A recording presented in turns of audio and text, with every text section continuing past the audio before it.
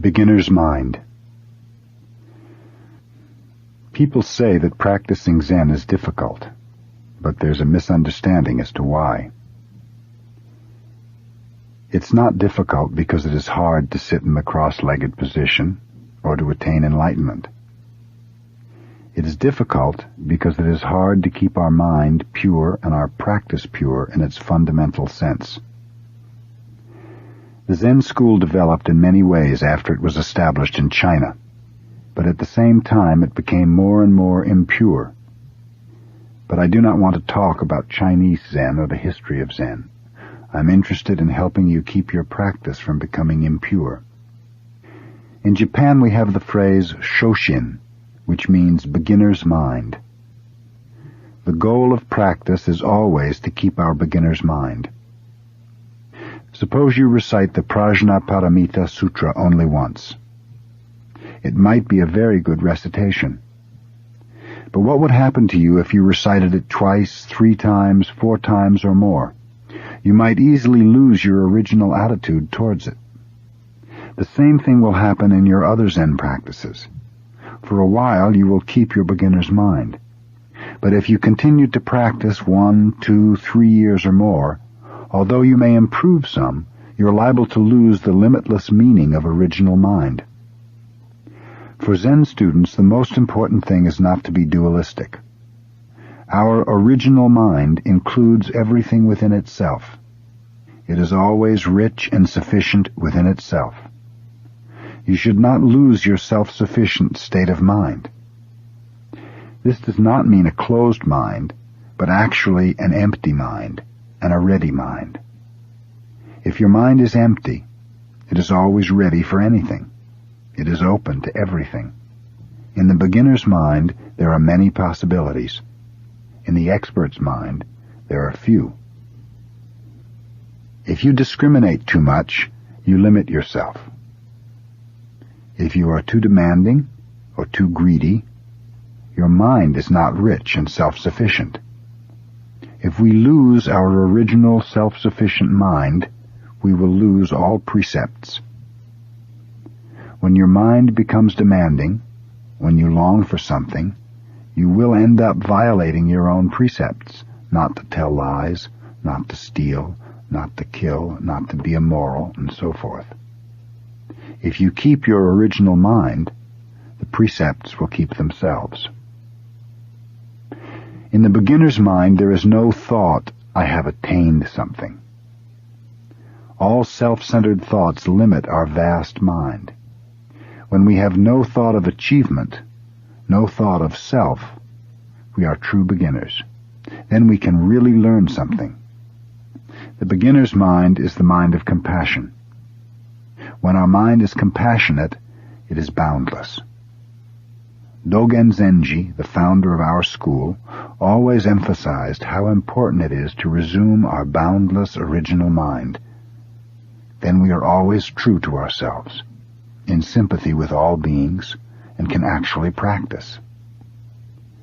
So the most difficult thing is always to keep your beginner's mind. There's no need to have a deep understanding of Zen. Even though you read much Zen literature, you must read each sentence with a fresh mind.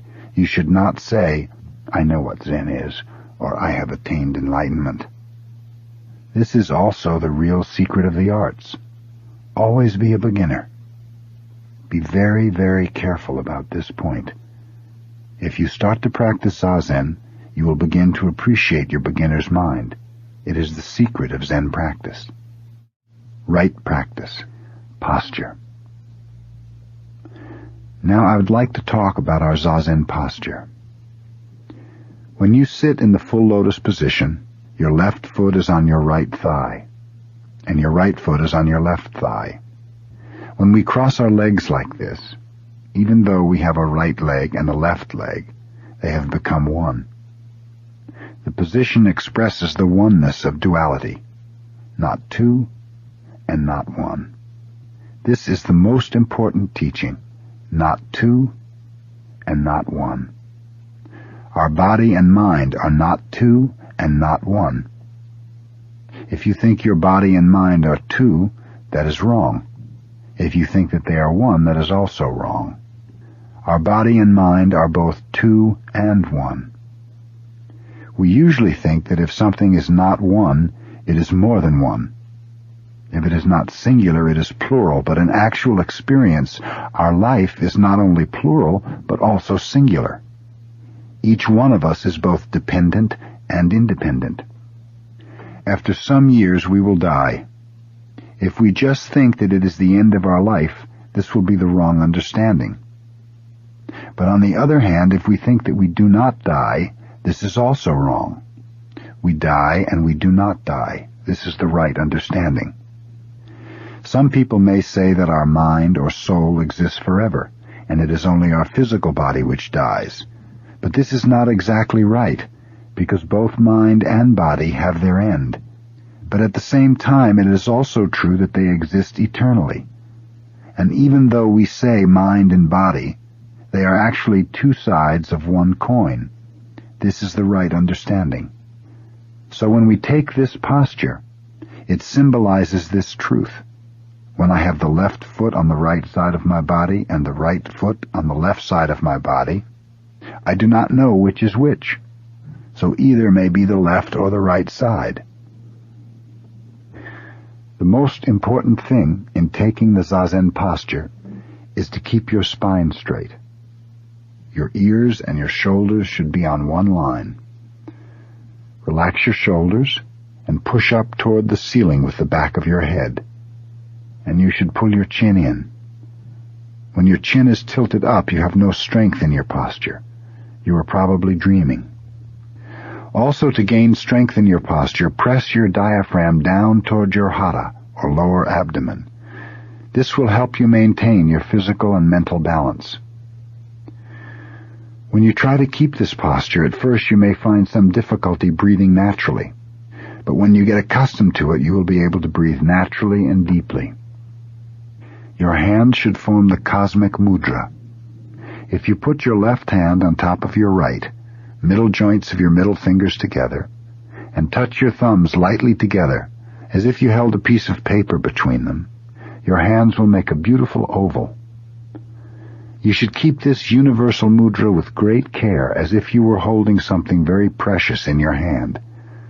Your hand should be held against your body, with your thumbs at about the height of your navel. Hold your arms freely and easily, and slightly away from your body, as if you held an egg under each arm without breaking it. You should not be tilted sideways, backwards, or forwards. You should be sitting straight up, as if you were supporting the sky with your head. This is not just form or breathing. It expresses the key point of Buddhism. It is a perfect expression of your Buddha nature. If you want true understanding of Buddhism, you should practice this way. These forms are not a means of obtaining the right state of mind. To take this posture itself is the purpose of our practice. When you have this posture, you have the right state of mind, so there's no need to try to attain some special state. When you try to attain something, your mind starts to wander about somewhere else. When you do not try to attain anything, you have your own body and mind right here. A Zen master would say, kill the Buddha. Kill the Buddha if the Buddha exists somewhere else. Kill the Buddha because you should resume your own Buddha nature. Doing something is expressing your own nature. We do not exist for the sake of something else. We exist for the sake of ourselves. This is the fundamental teaching expressed in the forms we observe. Just as for sitting, when we stand in the zendo, we have some rules. But the purpose of these rules is not to make everyone the same, but to allow each to express his own self most freely. For instance, each one of us has his own way of standing, so our standing posture is based on the proportions of our own bodies. When you stand, your heels should be as far apart as the width of your own fist. Your big toes in line with the centers of your breasts. As in Zazen, put some strength in your abdomen. Here also your hand should express yourself. Hold your left hand against your chest with fingers encircling your thumb, and put your right hand over it. Holding your thumb pointing downward and your forearms parallel to the floor, you feel as if you have some round pillar in your grasp, a big round temple pillar, so you cannot be slumped or tilted to the side. The most important point is to own your own physical body. If you slump, you will lose yourself. Your mind will be wandering about somewhere else. You will not be in your body. This is not the way. We must exist right here, right now. This is the key point. You must have your own body and mind. Everything should exist in the right place in the right way, then there is no problem. If the microphone I use when I speak exists somewhere else, it will not serve its purpose. When we have our body and mind in order, everything else will exist in the right place, in the right way. But usually without being aware of it, we try to change something other than ourselves. We try to order things outside us. But it is impossible to organize things if you yourself are not in order. When you do things in the right way, at the right time, everything else will be organized. You are the boss. When the boss is sleeping, everyone is sleeping. When the boss does something right, everyone will do everything right and at the right time. That is the secret of Buddhism.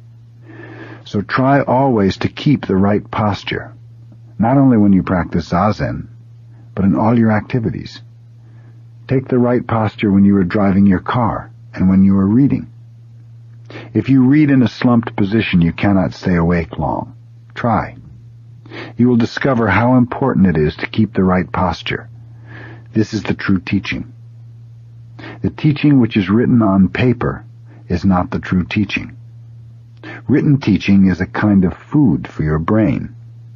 Of course, it's necessary to take some food for your brain, but it is more important to be yourself by practicing the right way of life. That is why Buddha could not accept the religions existing at his time. He studied many religions, but he was not satisfied with their practices. He could not find the answer in asceticism or in philosophies. He was not interested in some metaphysical existence, but in his own body and mind, here and now. And when he found himself, he found that everything that exists has Buddha nature. That was his enlightenment.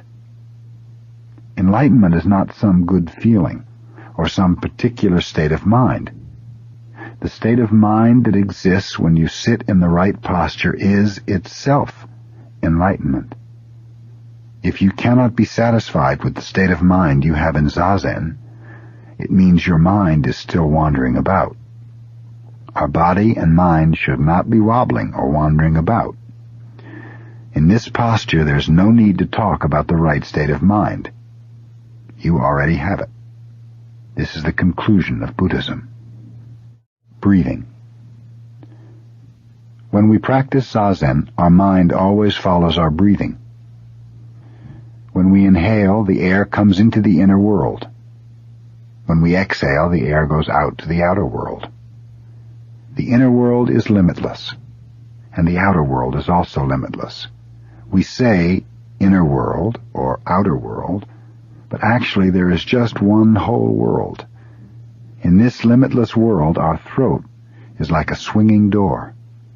The air comes in and goes out like someone passing through a swinging door. If you think, I breathe, the I is extra. There is no you to say I.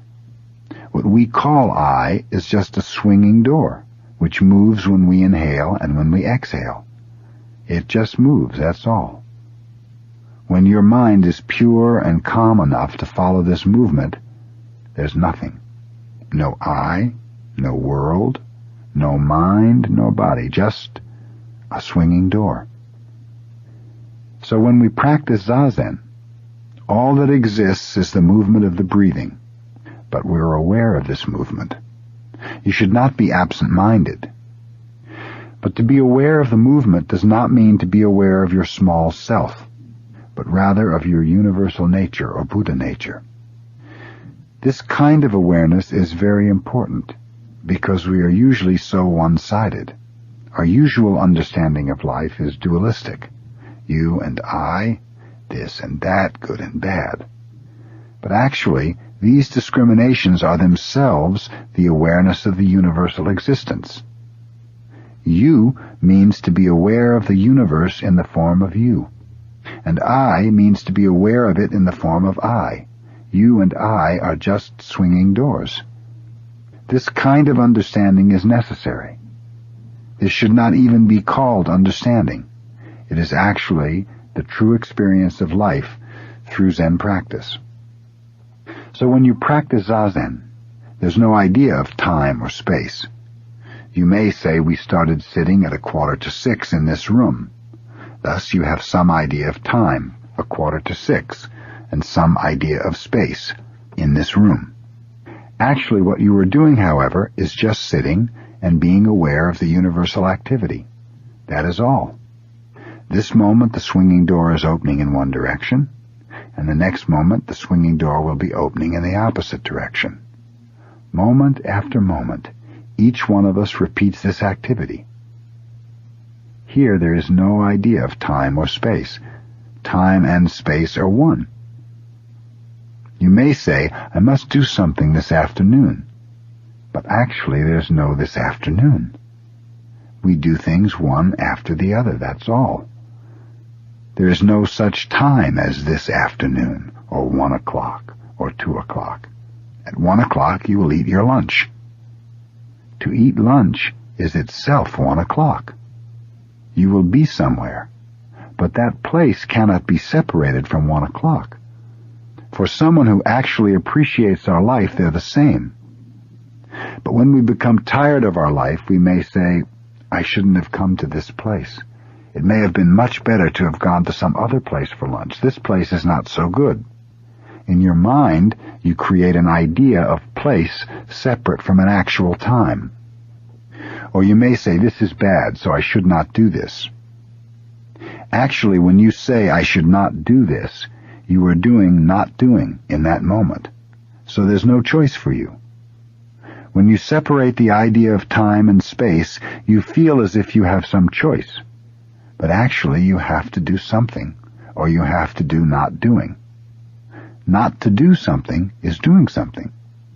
Good and bad are only in your mind, so we should not say this is good or this is bad. Instead of saying bad, you should say not to do. If you think this is bad, it will create some confusion for you. So in the realm of pure religion, there is no confusion of time and space or good or bad. All that we should do is just do something as it comes. Do something. Whatever it is, we should do it, even if it is not doing something. We should live in this moment. So when we sit, we concentrate on our breathing, and we become a swinging door, and we do something we should do, something we must do. This is Zen practice. In this practice, there's no confusion. If you establish this kind of life, you have no confusion whatsoever.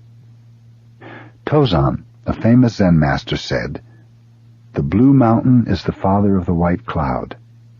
The white cloud is the son of the blue mountain. All day long they depend on each other, without being dependent on each other. The white cloud is always the white cloud. The blue mountain is always the blue mountain." This is a pure, clear interpretation of life. There may be many things like the white cloud and blue mountain.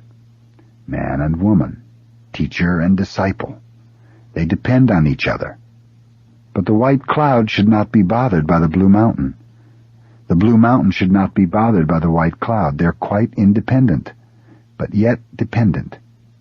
This is how we live and how we practice Zazen. When we become truly ourselves, we just become a swinging door, and we are purely independent of, and at the same time dependent upon everything.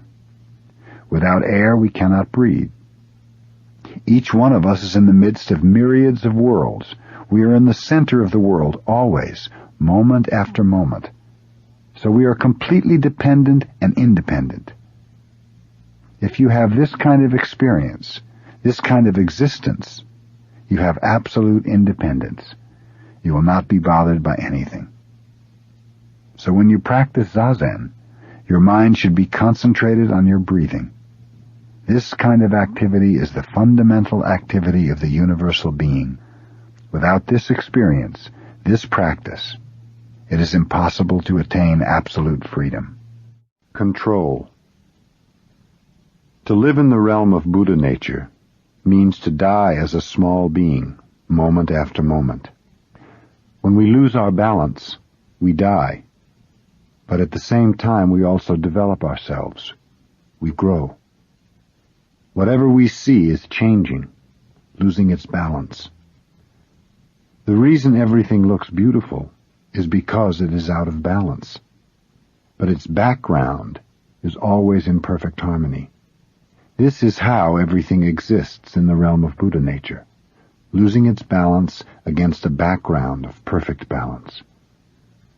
So if you see things without realizing the background of Buddha nature, everything appears to be in the form of suffering. But if you understand the background of existence, you realize that suffering itself is how we live and how we extend our life. So in Zen, sometimes we emphasize the imbalance or disorder of life. Nowadays, traditional Japanese painting has become pretty formal and lifeless. That is why modern art has developed. Ancient painters used to practice putting dots on paper in artistic disorder. This is rather difficult. Even though you try to do it, usually what you do is arranged in some order. You think you can control it, but you cannot. It is almost impossible to arrange your dots out of order. It is the same with taking care of your everyday life. Even though you try to put people under some control, it is impossible. You cannot do it. The best way to control people is to encourage them to be mischievous. Then they will be in control in its wider sense. To give your sheep or cow a large, spacious meadow is the way to control him. So it is with people. First let them do what they want, and watch them. This is the best policy. To ignore them is not good. That is the worst policy. The second worst is trying to control them. The best one is to watch them. Just to watch them, without trying to control them. The same way works for you yourself as well. If you want to obtain perfect calmness in your Zazen, you should not be bothered by the various images you find in your mind. Let them come and let them go. Then they will be under control.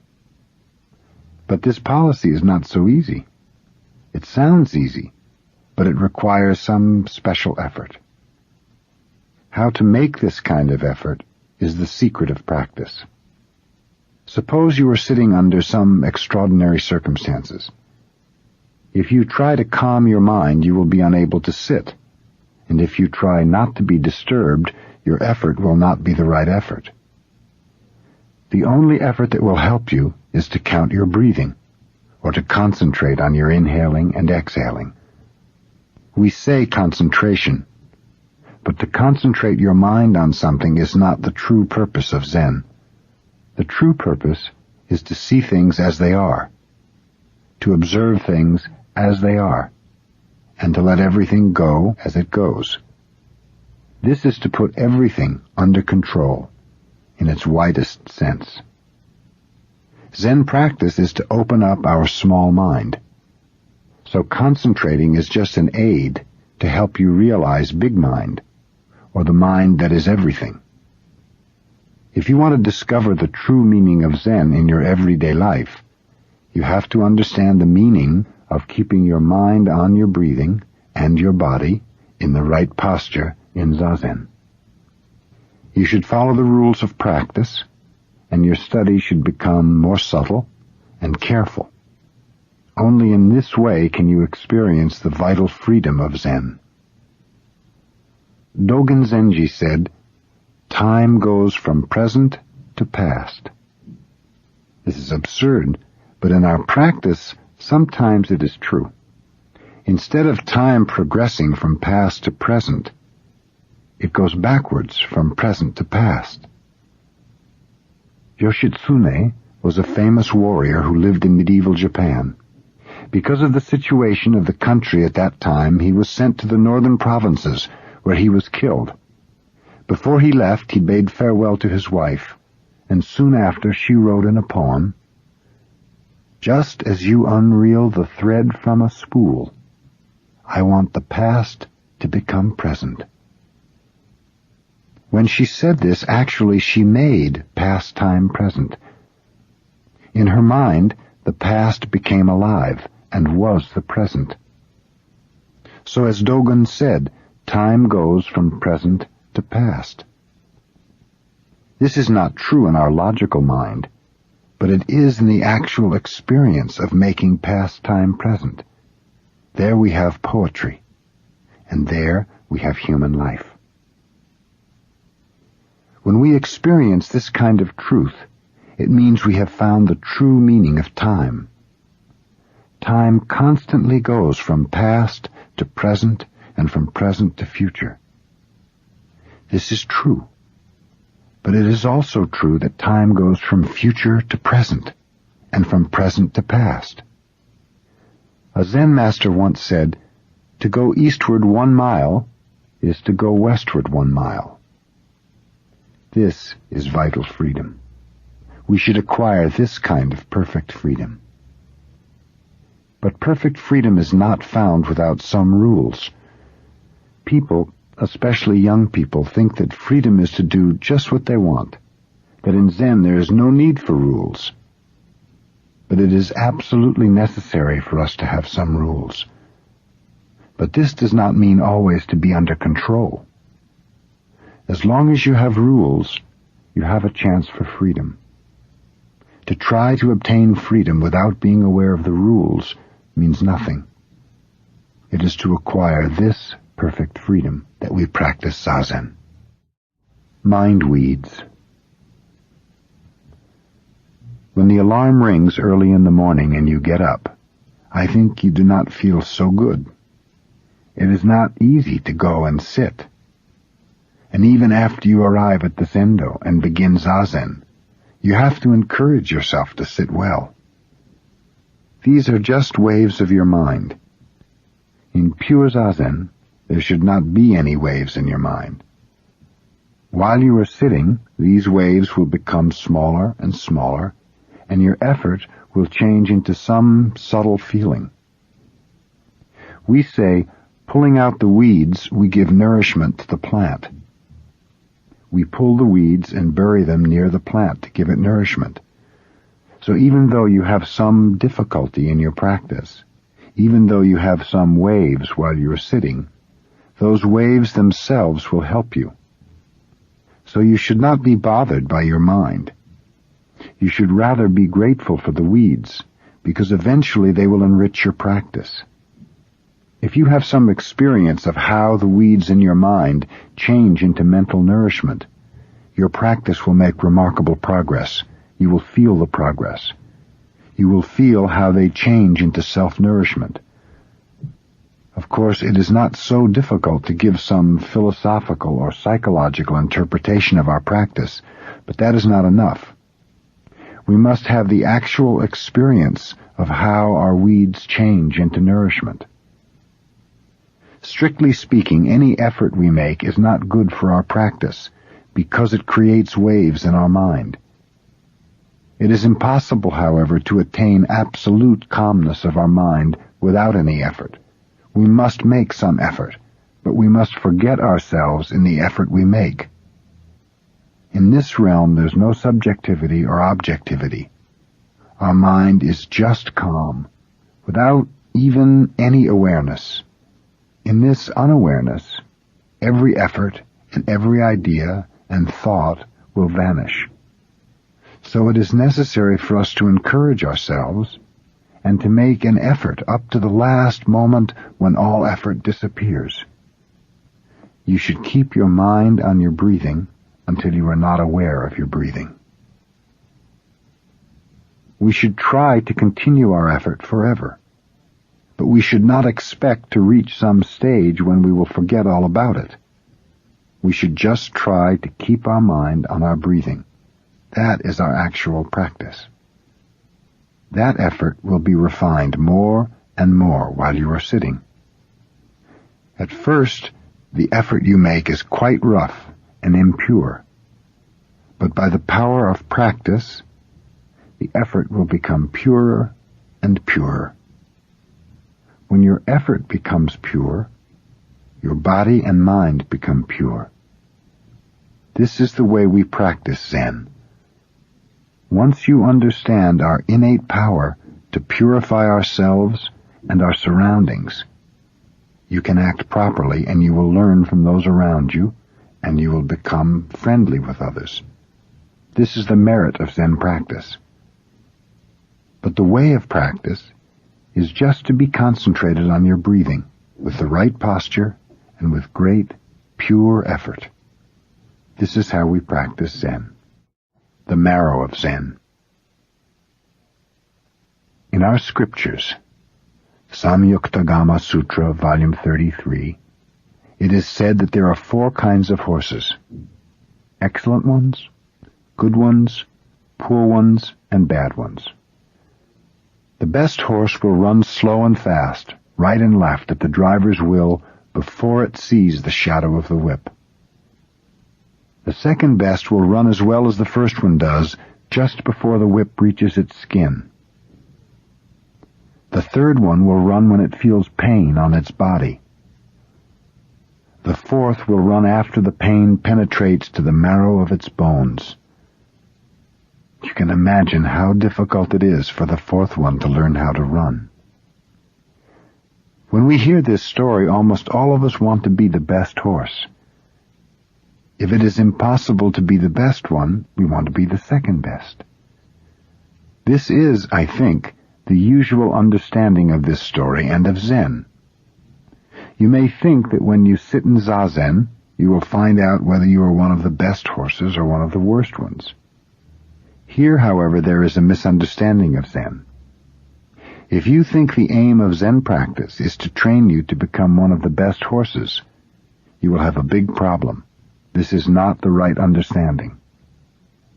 If you practice Zen in the right way, it does not matter whether you are the best horse or the worst one. When you consider the mercy of Buddha, how do you think Buddha will feel about the 4 kinds of horses? He will have more sympathy for the worst one than for the best one. When you are determined to practice Zazen with the great mind of Buddha, you will find the worst horse is the most valuable one. In your very imperfections, you will find the basis for your firm, way-seeking mind. Those who can sit perfectly physically usually take more time to obtain the true way of Zen, the actual feeling of Zen, the marrow of Zen. But those who find great difficulties in practicing Zen will find more meaning in it. So I think that sometimes the best horse may be the worst horse, and the worst horse can be the best one. If you study calligraphy, you will find that those who are not so clever usually become the best calligraphers. Those who are very clever with their hands often encounter great difficulty after they have reached a certain stage. This is also true in art and in Zen. It is true in life. So when we talk about Zen, we cannot say, he is good, or he is bad, in the ordinary sense of the words. The posture taken in Zazen is not the same for each of us. For some, it may be impossible to take the cross-legged posture. But even though you cannot take the right posture, when you arouse your real way-seeking mind, you can practice Zen in its true sense. Actually, it is easier for those who have difficulties in sitting to arouse the true way-seeking mind than for those who can sit easily. When we reflect on what we are doing in our everyday life, we are always ashamed of ourselves.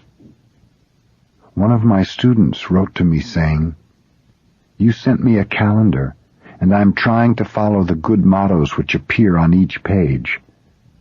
But the year has hardly begun, and already I have failed."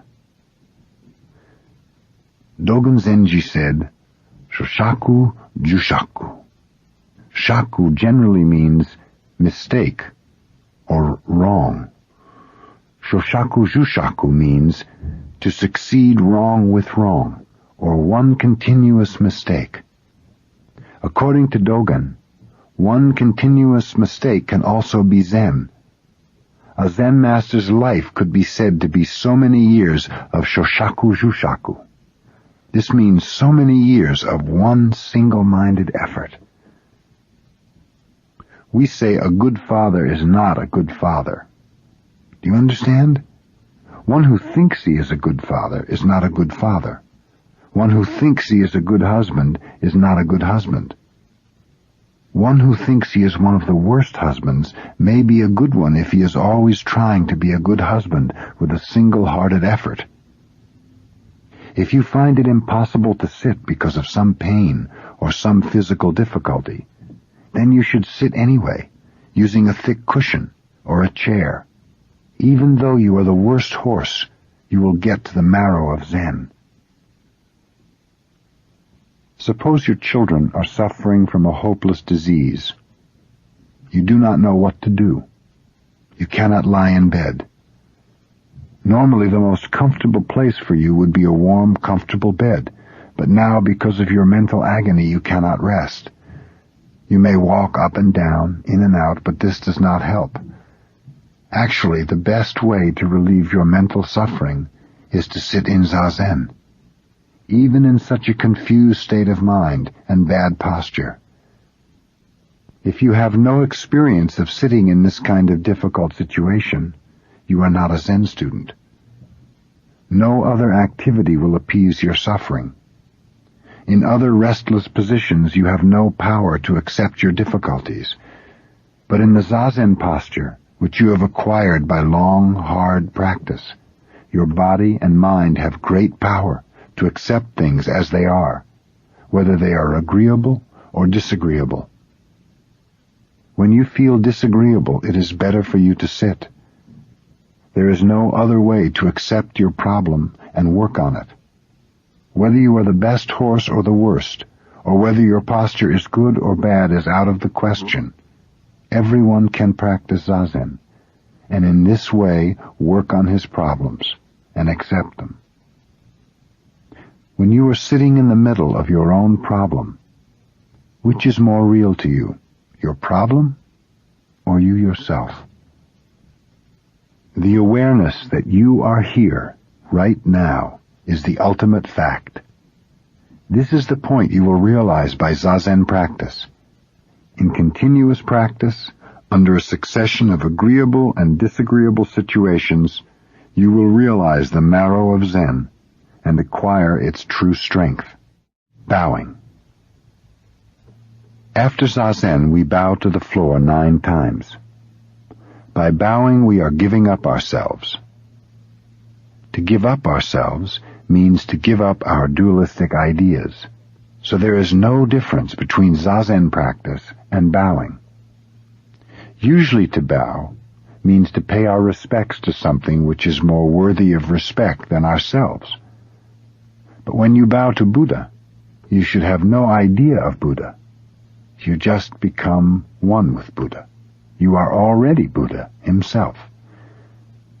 When you become one with Buddha, one with everything that exists, you find the true meaning of being.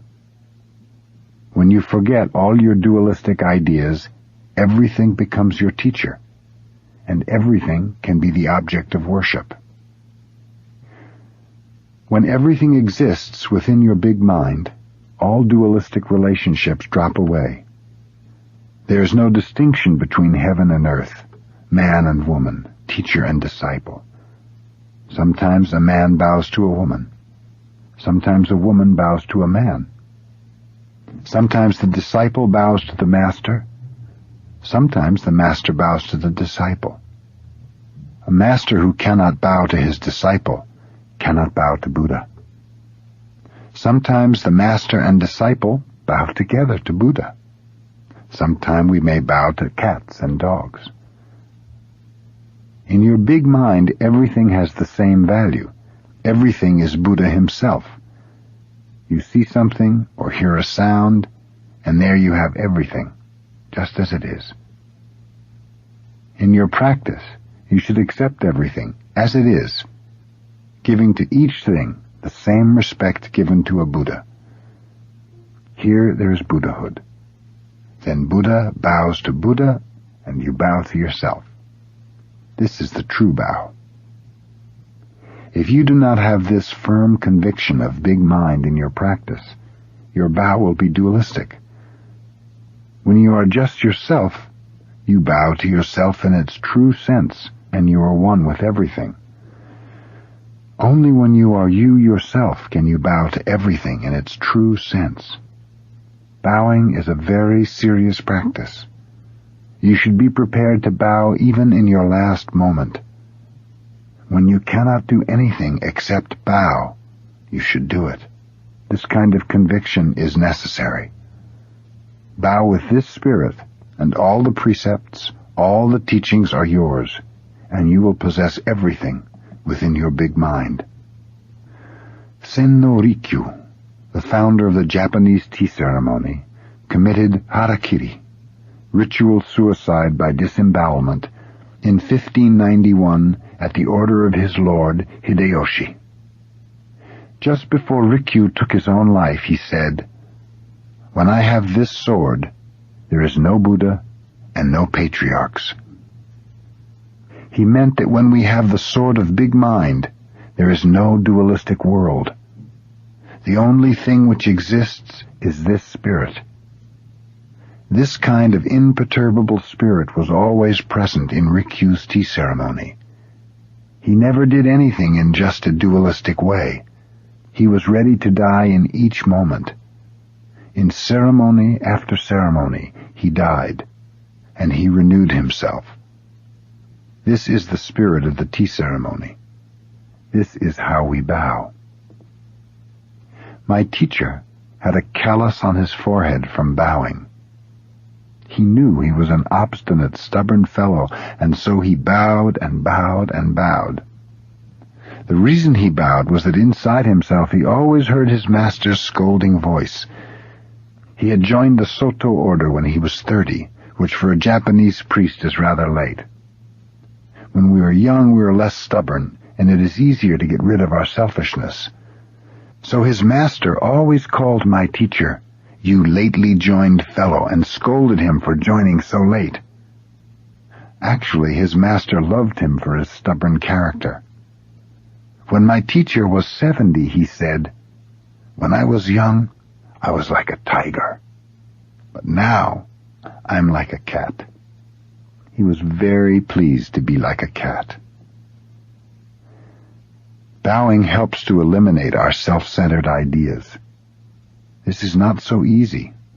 It is difficult to get rid of these ideas, and bowing is a very valuable practice. The result is not the point.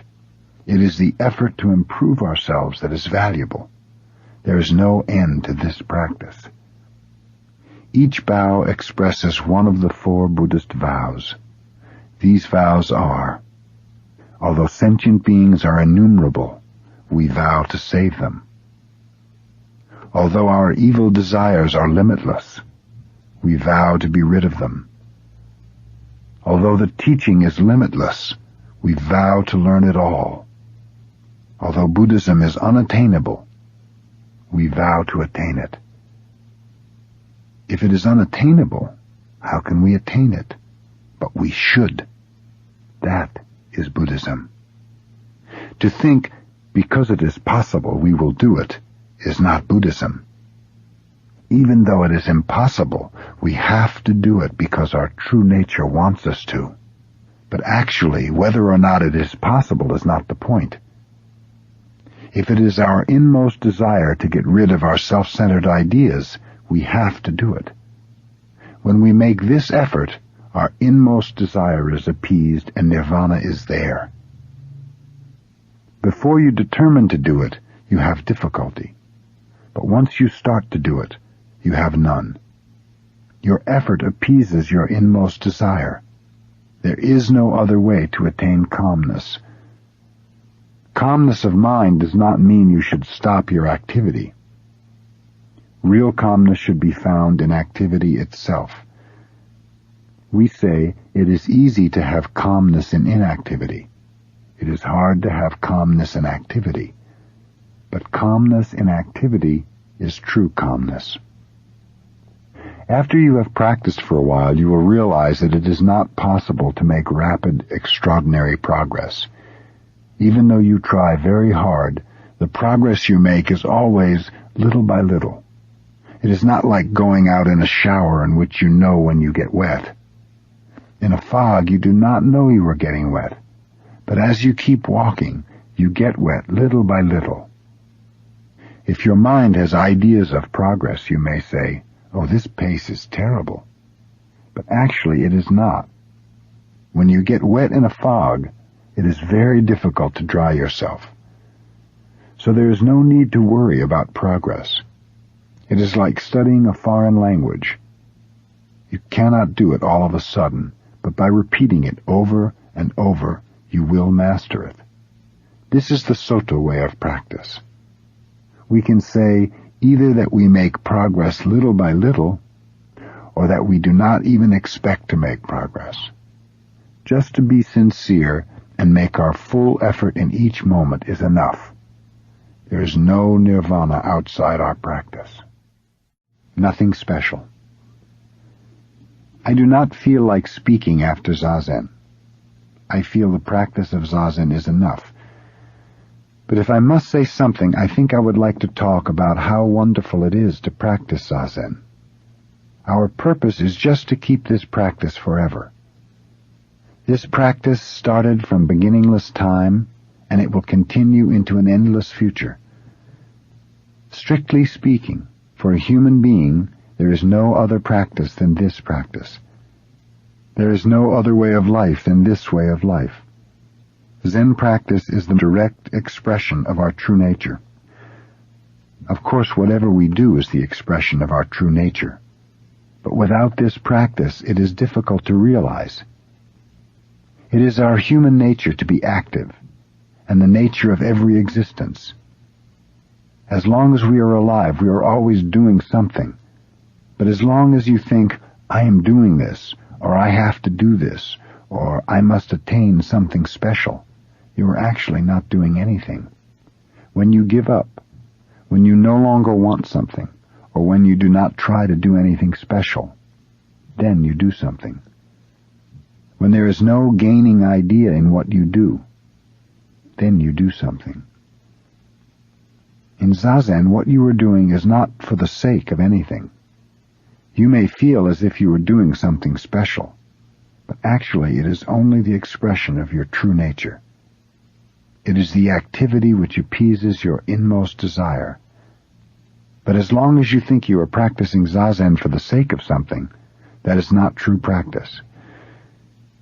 If you continue this simple practice every day, you will obtain a wonderful power. Before you attain it, it is something wonderful. But after you obtain it, it is nothing special. It is just you, yourself, nothing special. As a Chinese poem says, "I went and I returned. It was nothing special." Rozan, famous for its misty mountains, Sekko for its water. People think it must be wonderful to see the famous range of mountains covered by mists, and the water said to cover all the earth. But if you go there, you will just see water and mountains, nothing special. It is a kind of mystery that for people who have no experience of enlightenment, enlightenment is something wonderful. But if they attain it, it is nothing. But yet it is not nothing. Do you understand? For a mother with children, having children is nothing special. That is Zazen. So if you continue this practice, more and more you will acquire something. Nothing special, but nevertheless something. You may say, universal nature, or Buddha nature, or enlightenment. You may call it by many names, but for the person who has it, it is nothing and it is something. When we express our true nature, we are human beings. When we do not know what we are. We are not an animal because we walk on two legs. We are something different from an animal, but what are we? We may be a ghost. We do not know what to call ourselves. Such a creature does not actually exist. It is a delusion. We are not a human being anymore, but we do exist. When Zen is not Zen, nothing exists. Intellectually, my talk makes no sense, but if you have experienced true practice, you will understand what I mean. If something exists, it has its own true nature, its Buddha nature. In the Parinirvana Sutra, Buddha says, everything has Buddha nature. But Dogen reads it in this way, everything is Buddha nature. There is a difference.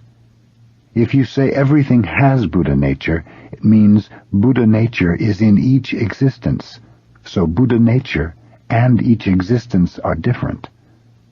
But when you say everything is Buddha nature, it means everything is Buddha nature itself. When there is no Buddha nature, there is nothing at all. Something apart from Buddha nature is just a delusion. It may exist in your mind, but such things actually do not exist. So, to be a human being is to be a Buddha. Buddha nature is just another name for human nature, our true human nature. Thus, even though you do not do anything, you are actually doing something. You are expressing yourself. You are expressing your true nature. Your eyes will express, your voice will express, your demeanor will express.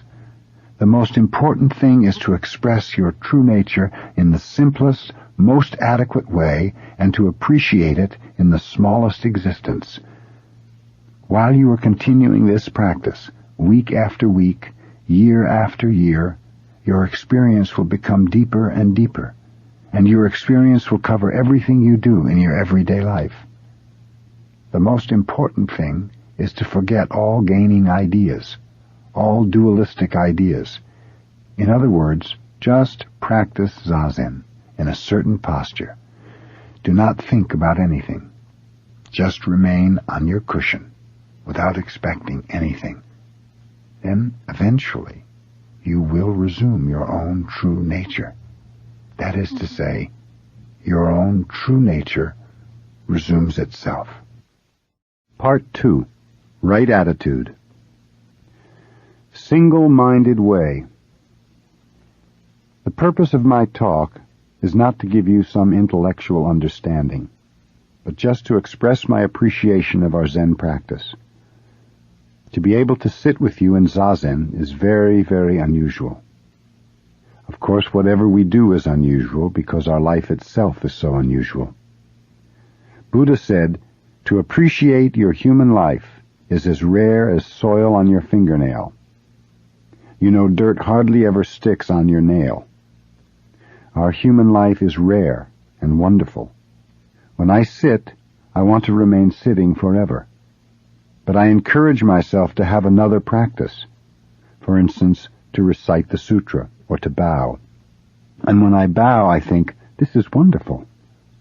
But I have to change my practice again to recite the sutra. So the purpose of my talk is to express my appreciation. That is all. Our way is not to sit to acquire something.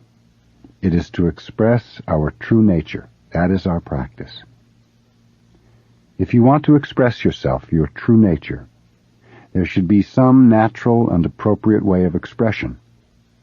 Even swaying right and left as you sit down or get up from Zazen is an expression of yourself.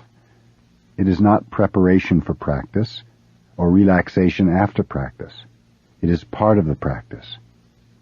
So we should not do it as if it were preparing for something else. This should be true in your everyday life.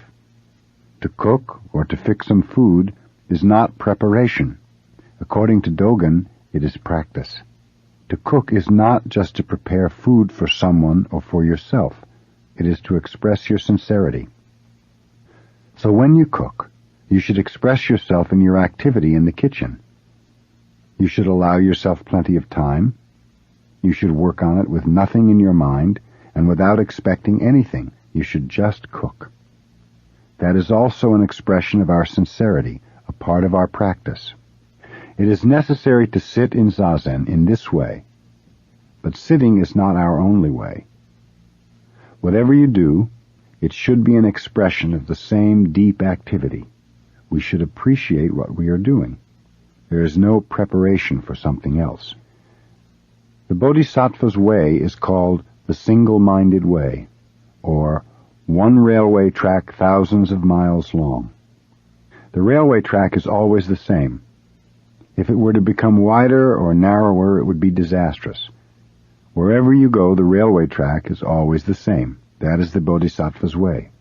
So even if the sun were to rise from the west, the Bodhisattva has only one way. His way is in each moment to express his nature and his sincerity. We say railway track, but actually there's no such thing. Sincerity itself is the railway track.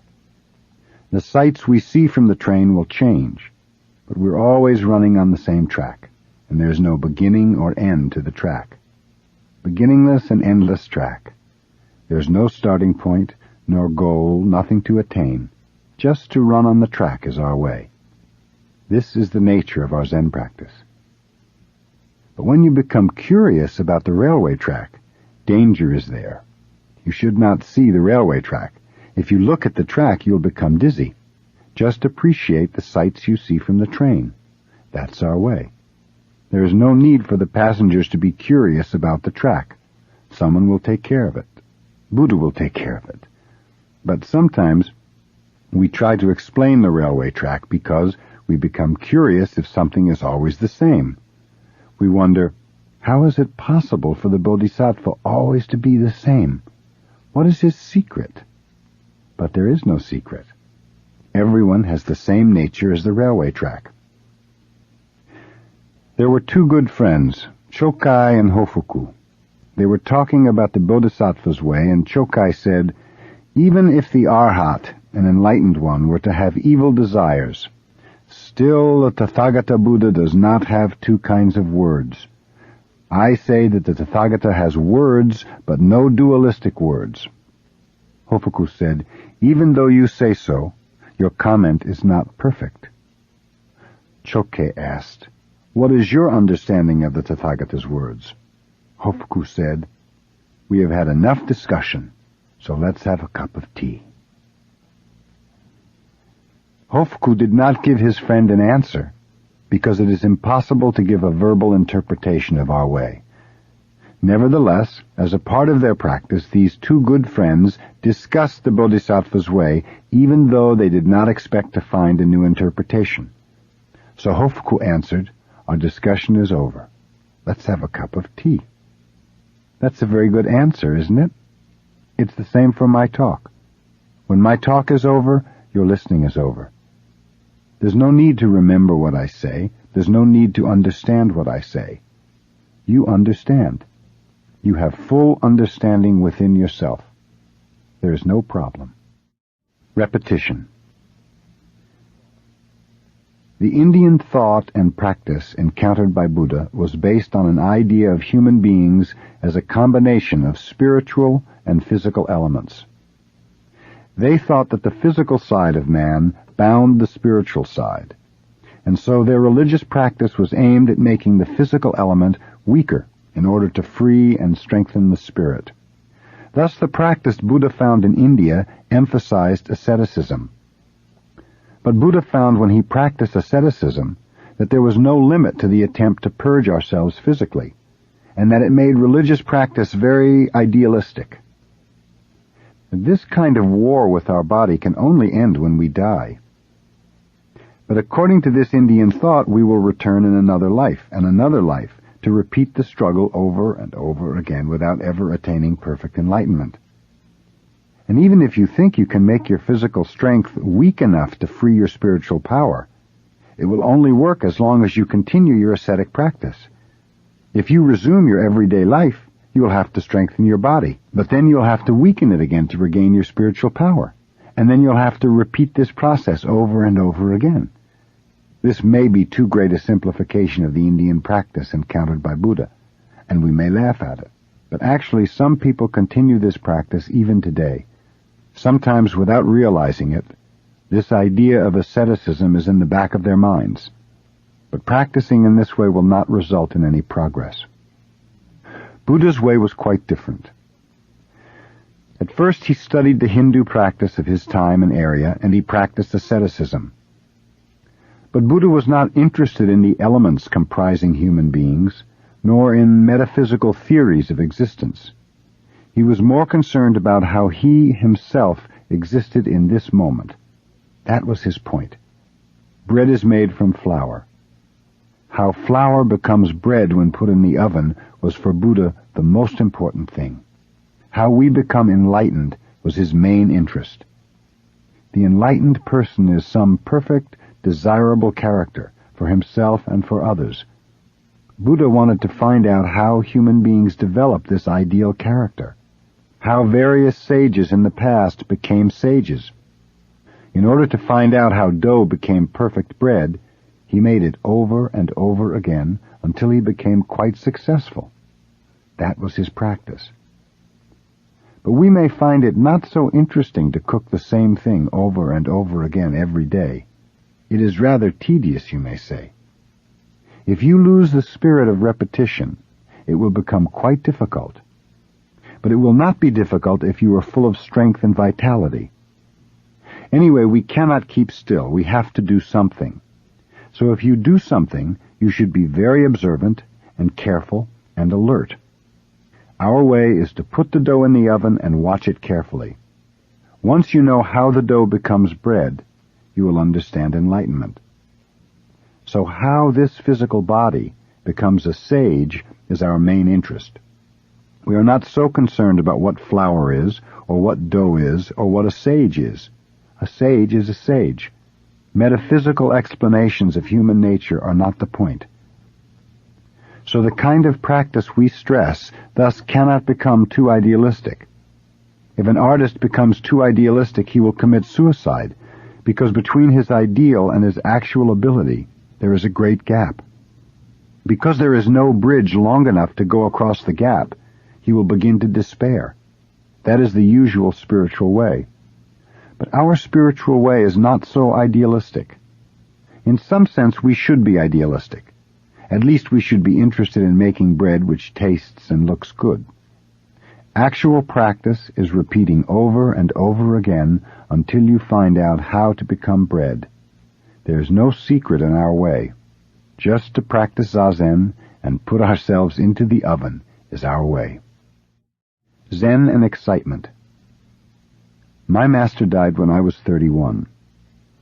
Although I wanted to devote myself just to Zen practice at a Heiji monastery, I had to succeed my master at his temple.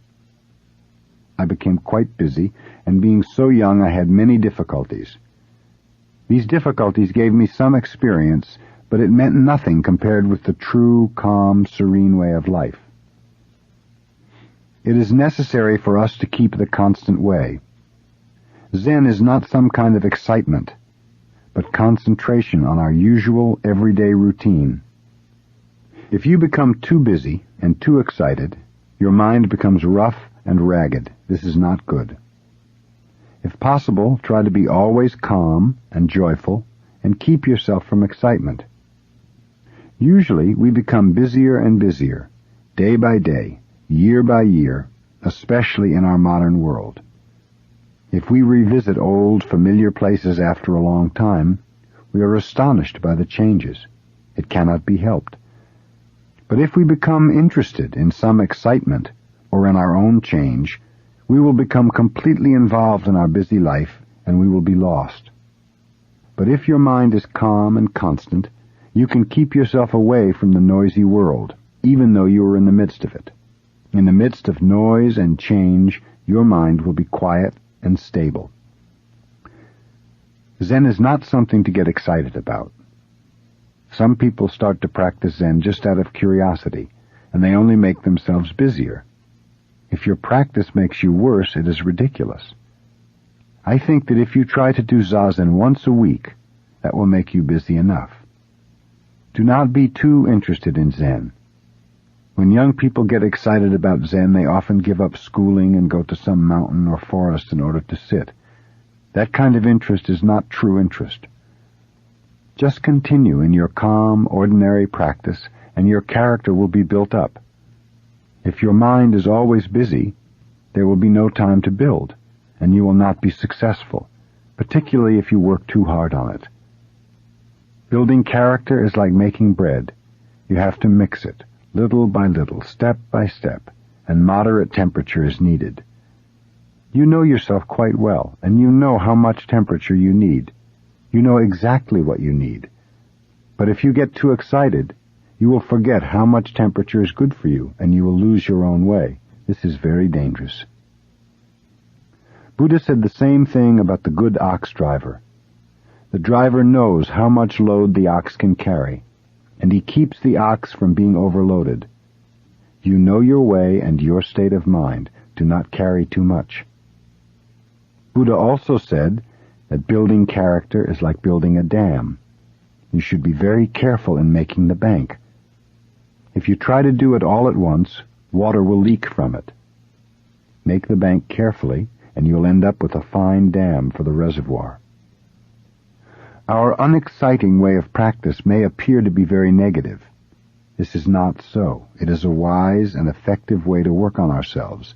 It is just very plain. I find this point very difficult for people, especially young people, to understand. On the other hand, it may seem as if I am speaking about gradual attainment. This is not so either. In fact, this is the sudden way, because when your practice is calm and ordinary, everyday life itself is enlightenment. Right effort.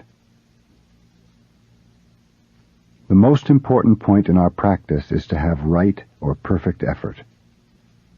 Right effort directed in the right direction is necessary. If your effort is headed in the wrong direction, especially if you're not aware of this, it is diluted effort. Our effort in our practice should be directed from achievement to non-achievement. Usually when you do something, you want to achieve something. You attach to some result. From achievement to non-achievement means to be rid of the unnecessary and bad results of effort. If you do something in the spirit of non-achievement, there's a good quality in it. So just to do something without any particular effort is enough. When you make some special effort to achieve something, some excessive quality, some extra element is involved in it. You should get rid of excessive things. If your practice is good, without being aware of it, you will become proud of your practice. That pride is extra. What you do is good, but something more is added to it, so you should get rid of that something which is extra. This point is very, very important, but usually we are not subtle enough to realize it, and we go in the wrong direction. Because all of us are doing the same thing and making the same mistake, we do not realize it. So without realizing it, we are making many mistakes, and we create problems among us. This kind of bad effort is called being dharma-ridden, or practice-ridden. You are involved in some idea of practice or attainment, and you cannot get out of it. When you are involved in some dualistic idea, it means your practice is not pure. By purity, we do not mean to polish something, trying to make some impure thing pure. By purity, we just mean things as they are. When something is added, that is impure. When something becomes dualistic, that is not pure.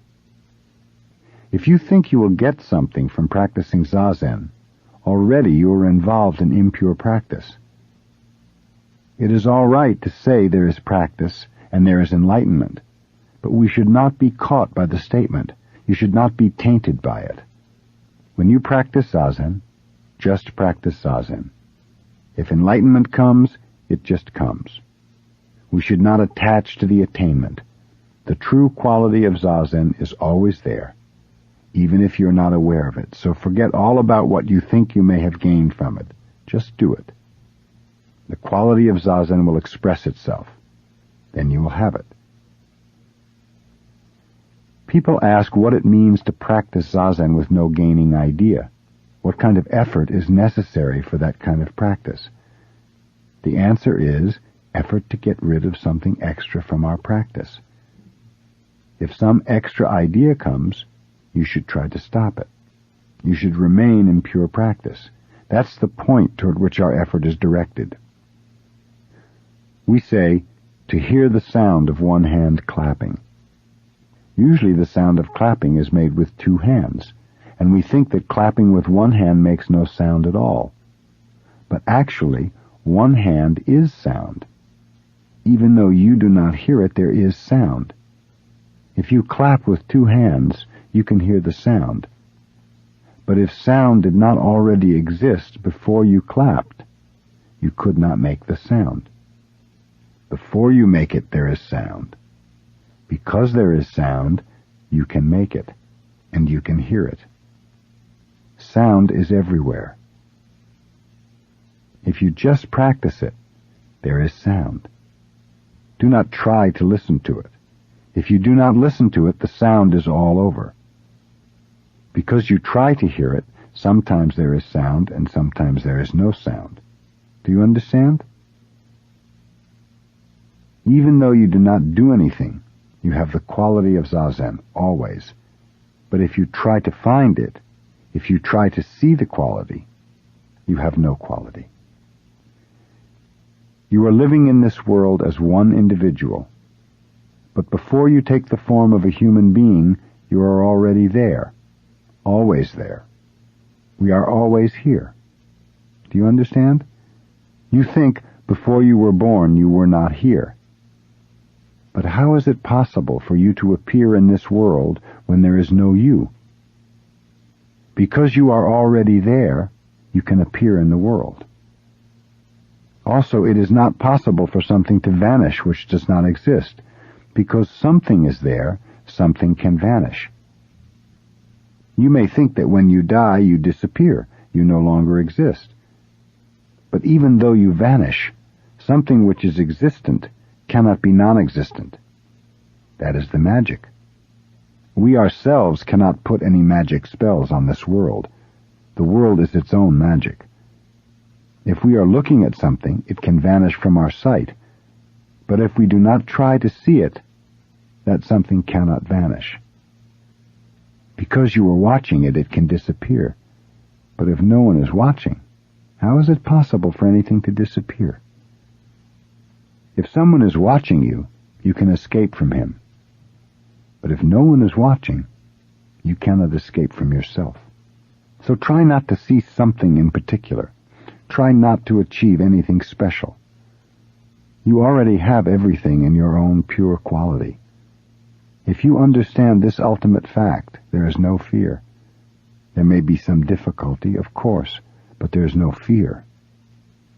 If people have difficulty without being aware of the difficulty, that is true difficulty. They may appear very confident. They may think they are making a big effort in the right direction, but without knowing it, what they do comes out of fear. Something may vanish for them. But if your effort is in the right direction, then there is no fear of losing anything. Even if it is in the wrong direction, if you are aware of that, you will not be deluded. There is nothing to lose. There is only the constant, pure quality of right practice. No trace. When we practice Zazen, our mind is calm and quite simple. But usually our mind is very busy and complicated, and it is difficult to be concentrated on what we are doing. This is because before we act, we think, and this thinking leaves some trace. Our activity is shadowed by some preconceived idea. The thinking not only leaves some trace or shadow, but also gives us many other notions about other activities and things. These traces and notions make our minds very complicated. When we do something with a quite simple, clear mind, we have no notion or shadows, and our activity is strong and straightforward. But when we do something with a complicated mind, in relation to other things or people or society, our activity becomes very complex. Most people have a double or triple notion in one activity. There is a saying, to catch two birds with one stone. That is what people usually try to do. Because they want to catch too many birds, they find it difficult to be concentrated on one activity, and they may end up not catching any birds at all. That kind of thinking always leaves its shadow on their activity. The shadow is not actually the thinking itself. Of course, it is often necessary to think or prepare before we act, but right thinking does not leave any shadow. Thinking which leaves traces comes out of your relative, confused mind. Relative mind is the mind which sets itself in relation to other things, thus limiting itself. It is this small mind which creates gaining ideas and leaves traces of itself. If you leave a trace of your thinking on your activity, you will be attached to the trace. For instance, you may say, "This is what I have done." But actually it is not so. In your recollection you may say, "I did such and such a thing in some certain way." But actually that is never exactly what happened. When you think in this way, you limit the actual experience of what you have done. So if you attach to the idea of what you have done, you are involved in selfish ideas. Often we think what we have done is good, but it may not actually be so. When we become old, we are very often proud of what we have done. When others listen to someone proudly telling something which he has done, they will feel funny, because they know his recollection is one-sided. They know that what he has told them is not exactly what he did. Moreover, if he is proud of what he did, that pride will create some problem for him. Repeating his recollections in this way, his personality will be twisted more and more until he becomes quite a disagreeable, stubborn fellow. This is an example of leaving a trace of one's thinking. We should not forget what we did, but it should be without an extra trace. To leave a trace is not the same as to remember something. It is necessary to remember what we have done, but we should not become attached to what we have done in some special sense. What we call attachment is just these traces of our thought and activity. In order not to leave any traces, when you do something, you should do it with your whole body and mind. You should be concentrated on what you do. You should do it completely, like a good bonfire. You should not be a smoky fire. You should burn yourself completely. If you do not burn yourself completely, a trace of yourself will be left in what you do. You will have something remaining which is not completely burned out. Zen activity is activity which is completely burned out, with nothing remaining but ashes. This is the goal of our practice. That is what Dogen meant when he said, "Ashes do not come back to firewood." Ash is ash. Ash should be completely ash. The firewood should be firewood. When this kind of activity takes place, one activity covers everything. So our practice is not a matter of 1 hour or 2 hours or 1 day or 1 year. If you practice Zazen with your whole body and mind, even for a moment, that is Zazen. So moment after moment, you should devote yourself to your practice. You should not have any remains after you do something. But this does not mean to forget all about it. If you understand this point, all the dualistic thinking and all the problems of life will vanish. When you practice Zen, you become one with Zen. There is no you and no Zazen. When you bow, there is no Buddha and no you. One complete bowing takes place, that is all. This is nirvana. When Buddha transmitted our practice to Maha Kashyapa, he just picked up a flower with a smile. Only Maha Kashyapa understood what he meant. No one else understood. We do not know if this is a historical event or not, but it means something. It is a demonstration of our traditional way. Some activity which covers everything is true activity, and the secret of this activity is transmitted from Buddha to us. This is Zen practice, not some teaching taught by Buddha or some rules of life set up by him. The teaching or the rules should be changed according to the place or according to the people who observe them, but the secret of this practice cannot be changed. It is always true. So for us, there is no other way to live in this world. I think this is quite true, and this is easy to accept, easy to understand, and easy to practice. If you compare the kind of life based on this practice with what is happening in this world or in human society, you will find out just how valuable the truth Buddha left us is.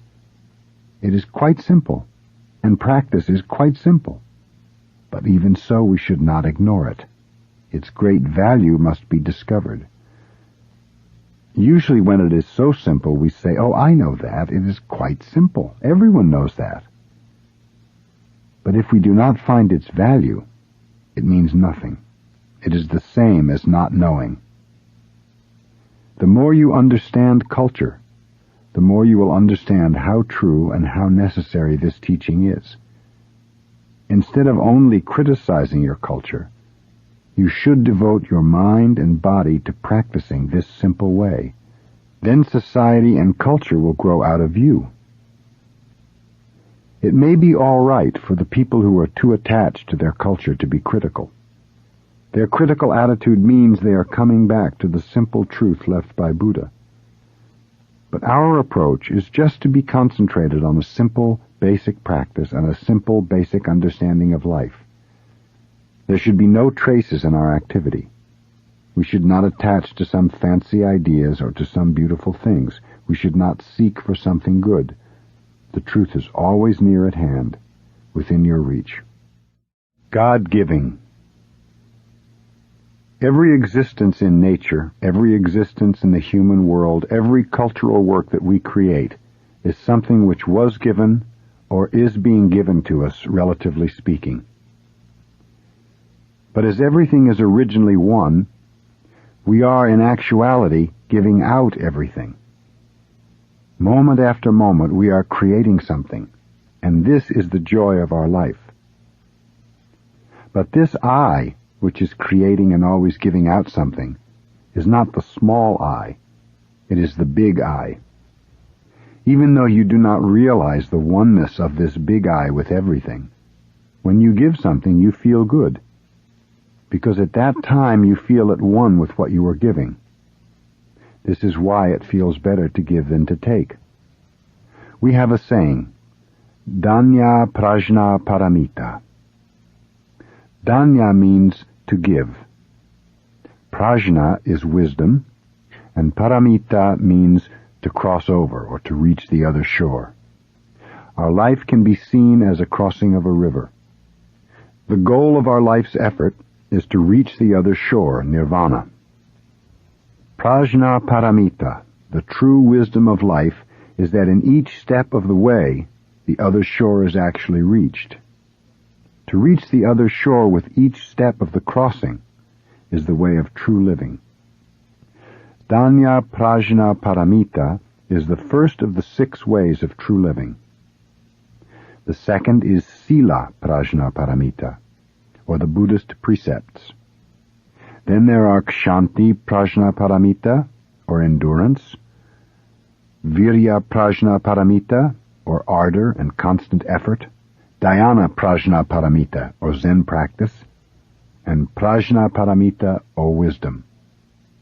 Actually, these 6 Prajna Paramita are one, but as we can observe life from various sides, we count 6. Dogen Zenji said, to give is non-attachment. That is, just not to attach to anything is to give. It does not matter what is given. To give a penny or a piece of leaf is danya prajna paramita. To give one line or even one word of teaching is danya prajna paramita. If given in the spirit of non-attachment, the material offering and the teaching offering have the same value. With the right spirit, all that we do, all that we create, is danya prajna paramita. So Dogen said, to produce something, to participate in human activity, is also danya prajna paramita. To provide a ferry boat for people, or to make a bridge for people, is danya prajna paramita. Actually, to give one line of the teaching may be to make a ferry boat for someone. According to Christianity, every existence in nature is something which was created for or given to us by God. That is the perfect idea of giving. But if you think that God created man, and that you are somehow separate from God, you are liable to think you have the ability to create something separate, something not given by Him. For instance, we create airplanes and highways, and when we repeat, I create, I create, I create, soon we forget who is actually the I which creates the various things. We soon forget about God. This is the danger of human culture. Actually, to create with the big I is to give. We cannot create and own what we create for ourselves, since everything was created by God. This point should not be forgotten. But because we do forget who is doing the creating and the reason for the creation, we become attached to the material or exchange value. This has no value in comparison to the absolute value of something as God's creation. Even though something has no material or relative value to any small I, it has absolute value in itself. Not to be attached to something is to be aware of its absolute value. Everything you do should be based on such an awareness, and not on material or self-centered ideas of value. Then whatever you do is true giving, is danya prajna paramita. When we sit in the cross-legged posture, we resume our fundamental activity of creation. There are perhaps three kinds of creation. The first is to be aware of ourselves after we finish zazen. When we sit, we are nothing. We do not even realize what we are, we just sit. But when we stand up, we are there. That is the first step in creation. When you are there, everything else is there. Everything is created all at once. When we emerge from nothing, when everything emerges from nothing, we see it all as fresh, new creation. This is non-attachment. The second kind of creation is when you act or produce or prepare something like food or tea. The third kind is to create something within yourself, such as education or culture or art or some system for our society. So there are three kinds of creation. But if you forget the first, the most important one, the other two will be like children who have lost their parents. Their creation will mean nothing. Usually everyone forgets about zazen. Everyone forgets about God. They work very hard at the second and third kinds of creation, but God does not help the activity. How is it possible for Him to help when He does not realize who He is? That is why we have so many problems in this world. When we forget the fundamental source of our creating, we are like children who do not know what to do when they lose their parents. If you understand danya prajna paramita, you will understand how it is we create so many problems for ourselves. Of course, to live is to create problems. If we did not appear in this world, our parents would have no difficulty with us. Just by appearing, we create problems for them. This is all right. Everything creates some problems. But usually people think that when they die, everything is over. The problems disappear. But your death may create problems too. Actually, our problems should be solved or dissolved in this life. But if we are aware that what we do or what we create is really the gift of the big I, then we will not be attached to it, and we will not create problems for ourselves or for others. And we should forget day by day what we have done. This is true non-attachment, and we should do something new. To do something new, of course we must know our past, and this is all right. But we should not keep holding on to anything we have done. We should only reflect on it. And we must have some idea of what we should do in the future. But the future is the future. The past is the past. Now we should work on something new. This is our attitude and how we should live in this world. This is Danya Prajna Paramita, to give something, or to create something for ourselves. So to do something through and through is to resume our true activity of creation. This is why we sit.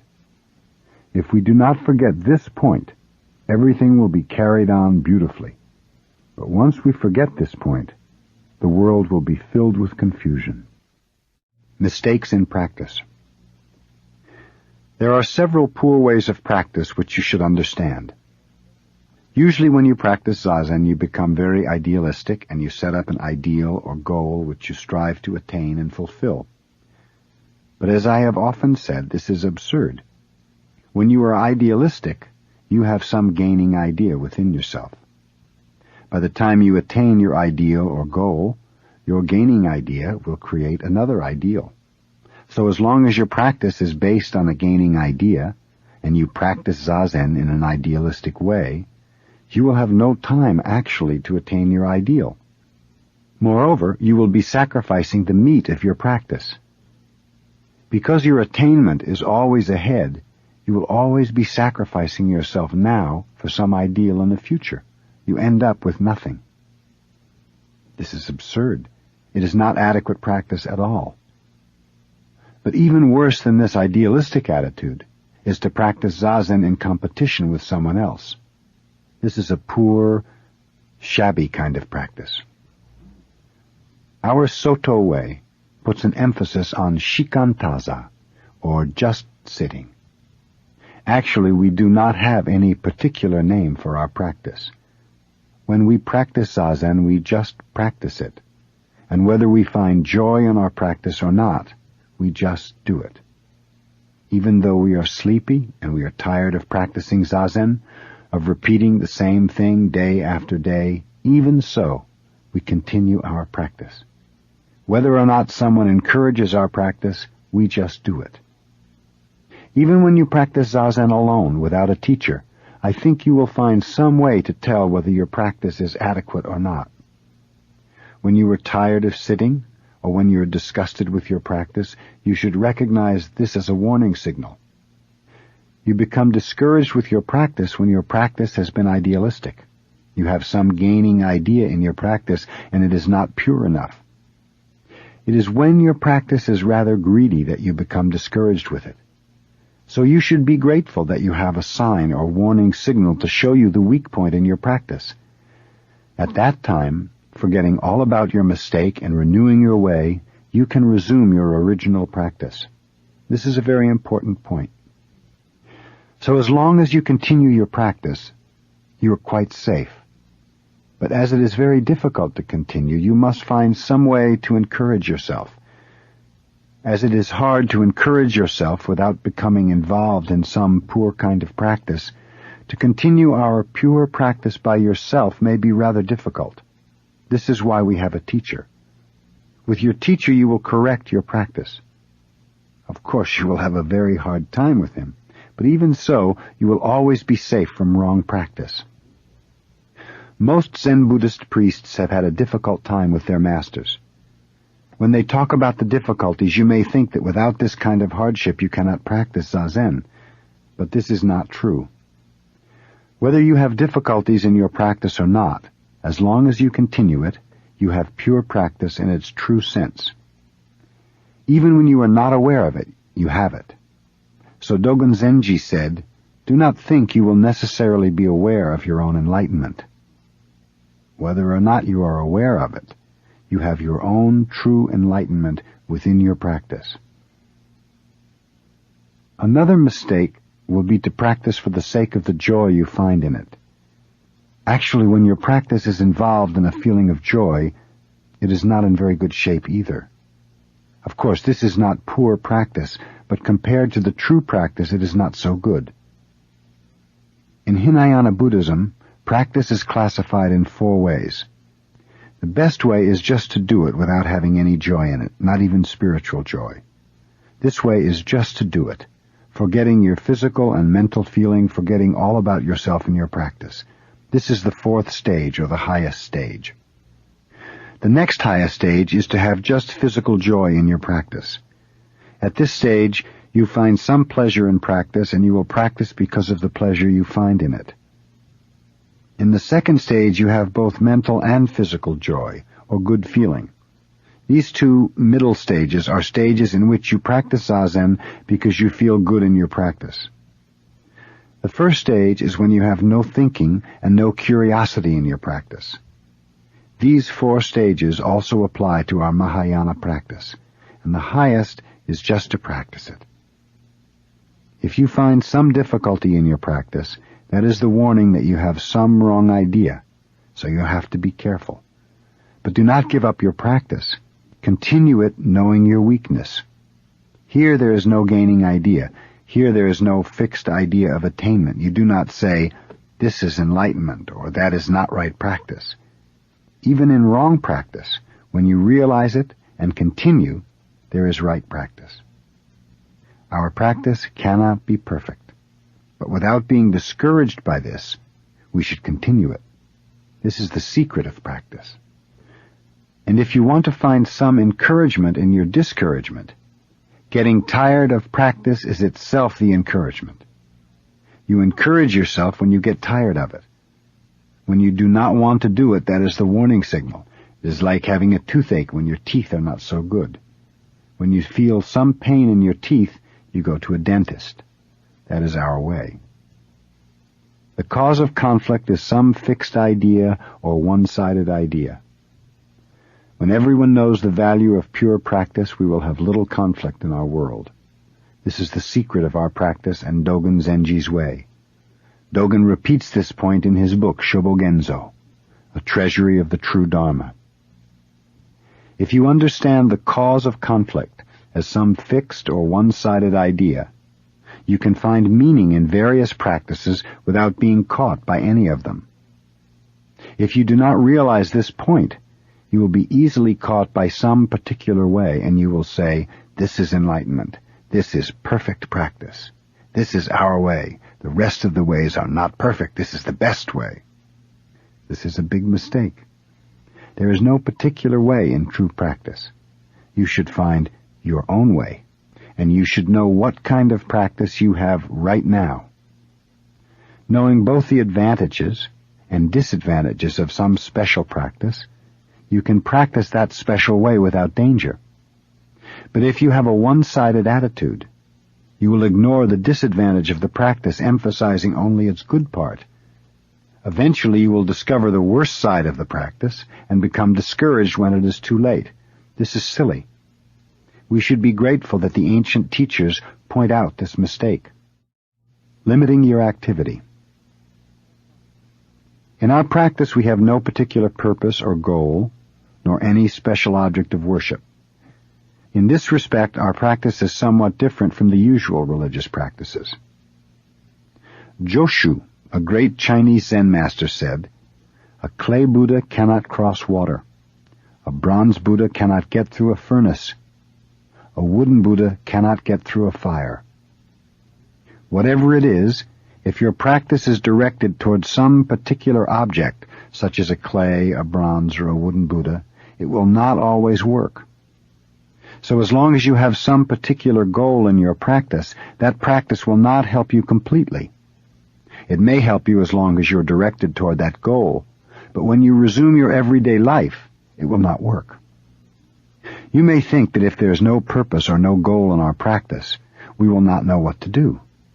But there is a way. The way to practice without having any goal is to limit your activity, or to be concentrated on what you are doing in this moment. Instead of having some particular object in mind, you should limit your activity. When your mind is wandering about elsewhere, you have no chance to express yourself. But if you limit your activity to what you can do just now, in this moment, then you can express fully your true nature, which is the universal Buddha nature. This is our way. When we practice Zazen, we limit our activity to the smallest extent. Just keeping the right posture and being concentrated on sitting is how we express the universal nature. Then we become Buddha, and we express Buddha nature. So instead of having some object of worship, we just concentrate on the activity which we do in each moment. When you bow, you should just bow. When you sit, you should just sit. When you eat, you should just eat. If you do this, the universal nature is there. In Japanese, we call it Ichigyo Zammai, or one-act samadhi. Sammai, or samadhi, is concentration. Ichigyo is one practice. I think some of you who practice Zazen here may believe in some other religion, but I do not mind. Our practice has nothing to do with some particular religious belief, and for you there is no need to hesitate to practice our way, because it has nothing to do with Christianity, or Shintoism, or Hinduism. Our practice is for everyone. Usually when someone believes in a particular religion, his attitude becomes more and more a sharp angle, pointing away from himself. But our way is not like this. In our way, the point of the sharp angle is always toward ourselves, not away from ourselves. So there is no need to worry about the difference between Buddhism and the religion you may believe in. Joshu's statement about the different Buddhas concerns those who direct their practice toward some particular Buddha. One kind of Buddha will not serve your purpose completely. You will have to throw it away sometime, or at least ignore it. But if you understand the secret of our practice, wherever you go, you yourself are boss. No matter what the situation, you cannot neglect Buddha because you yourself are Buddha. Only this Buddha will help you completely. Study yourself. The purpose of studying Buddhism is not to study Buddhism, but to study ourselves.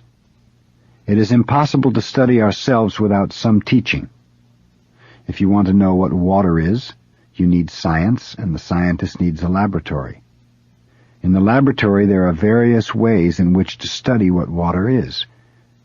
Thus it is possible to know what kind of elements water has, the various forms it takes, and its nature. But it is impossible thereby to know water in itself. It is the same thing with us.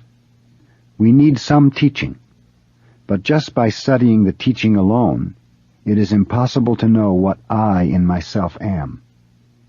Through the teaching we may understand our human nature, but the teaching is not we ourselves. It is some explanation of ourselves. So if you are attached to the teaching, or to the teacher, that is a big mistake. The moment you meet a teacher, you should leave the teacher, and you should be independent. You need a teacher so that you can become independent. If you are not attached to him, the teacher will show you the way to yourself. You have a teacher for yourself, not for the teacher. Rinzai, an early Chinese Zen master, analyzed how to teach his disciples in 4 ways. Sometimes he talked about the disciple himself. Sometimes he talked about the teaching itself. Sometimes he gave an interpretation of the disciple or the teaching. And finally, sometimes he did not give any instruction at all to his disciples. He knew that even without being given any instruction, a student is a student. Strictly speaking, there is no need to teach the student, because the student himself is Buddha, even though he may not be aware of it.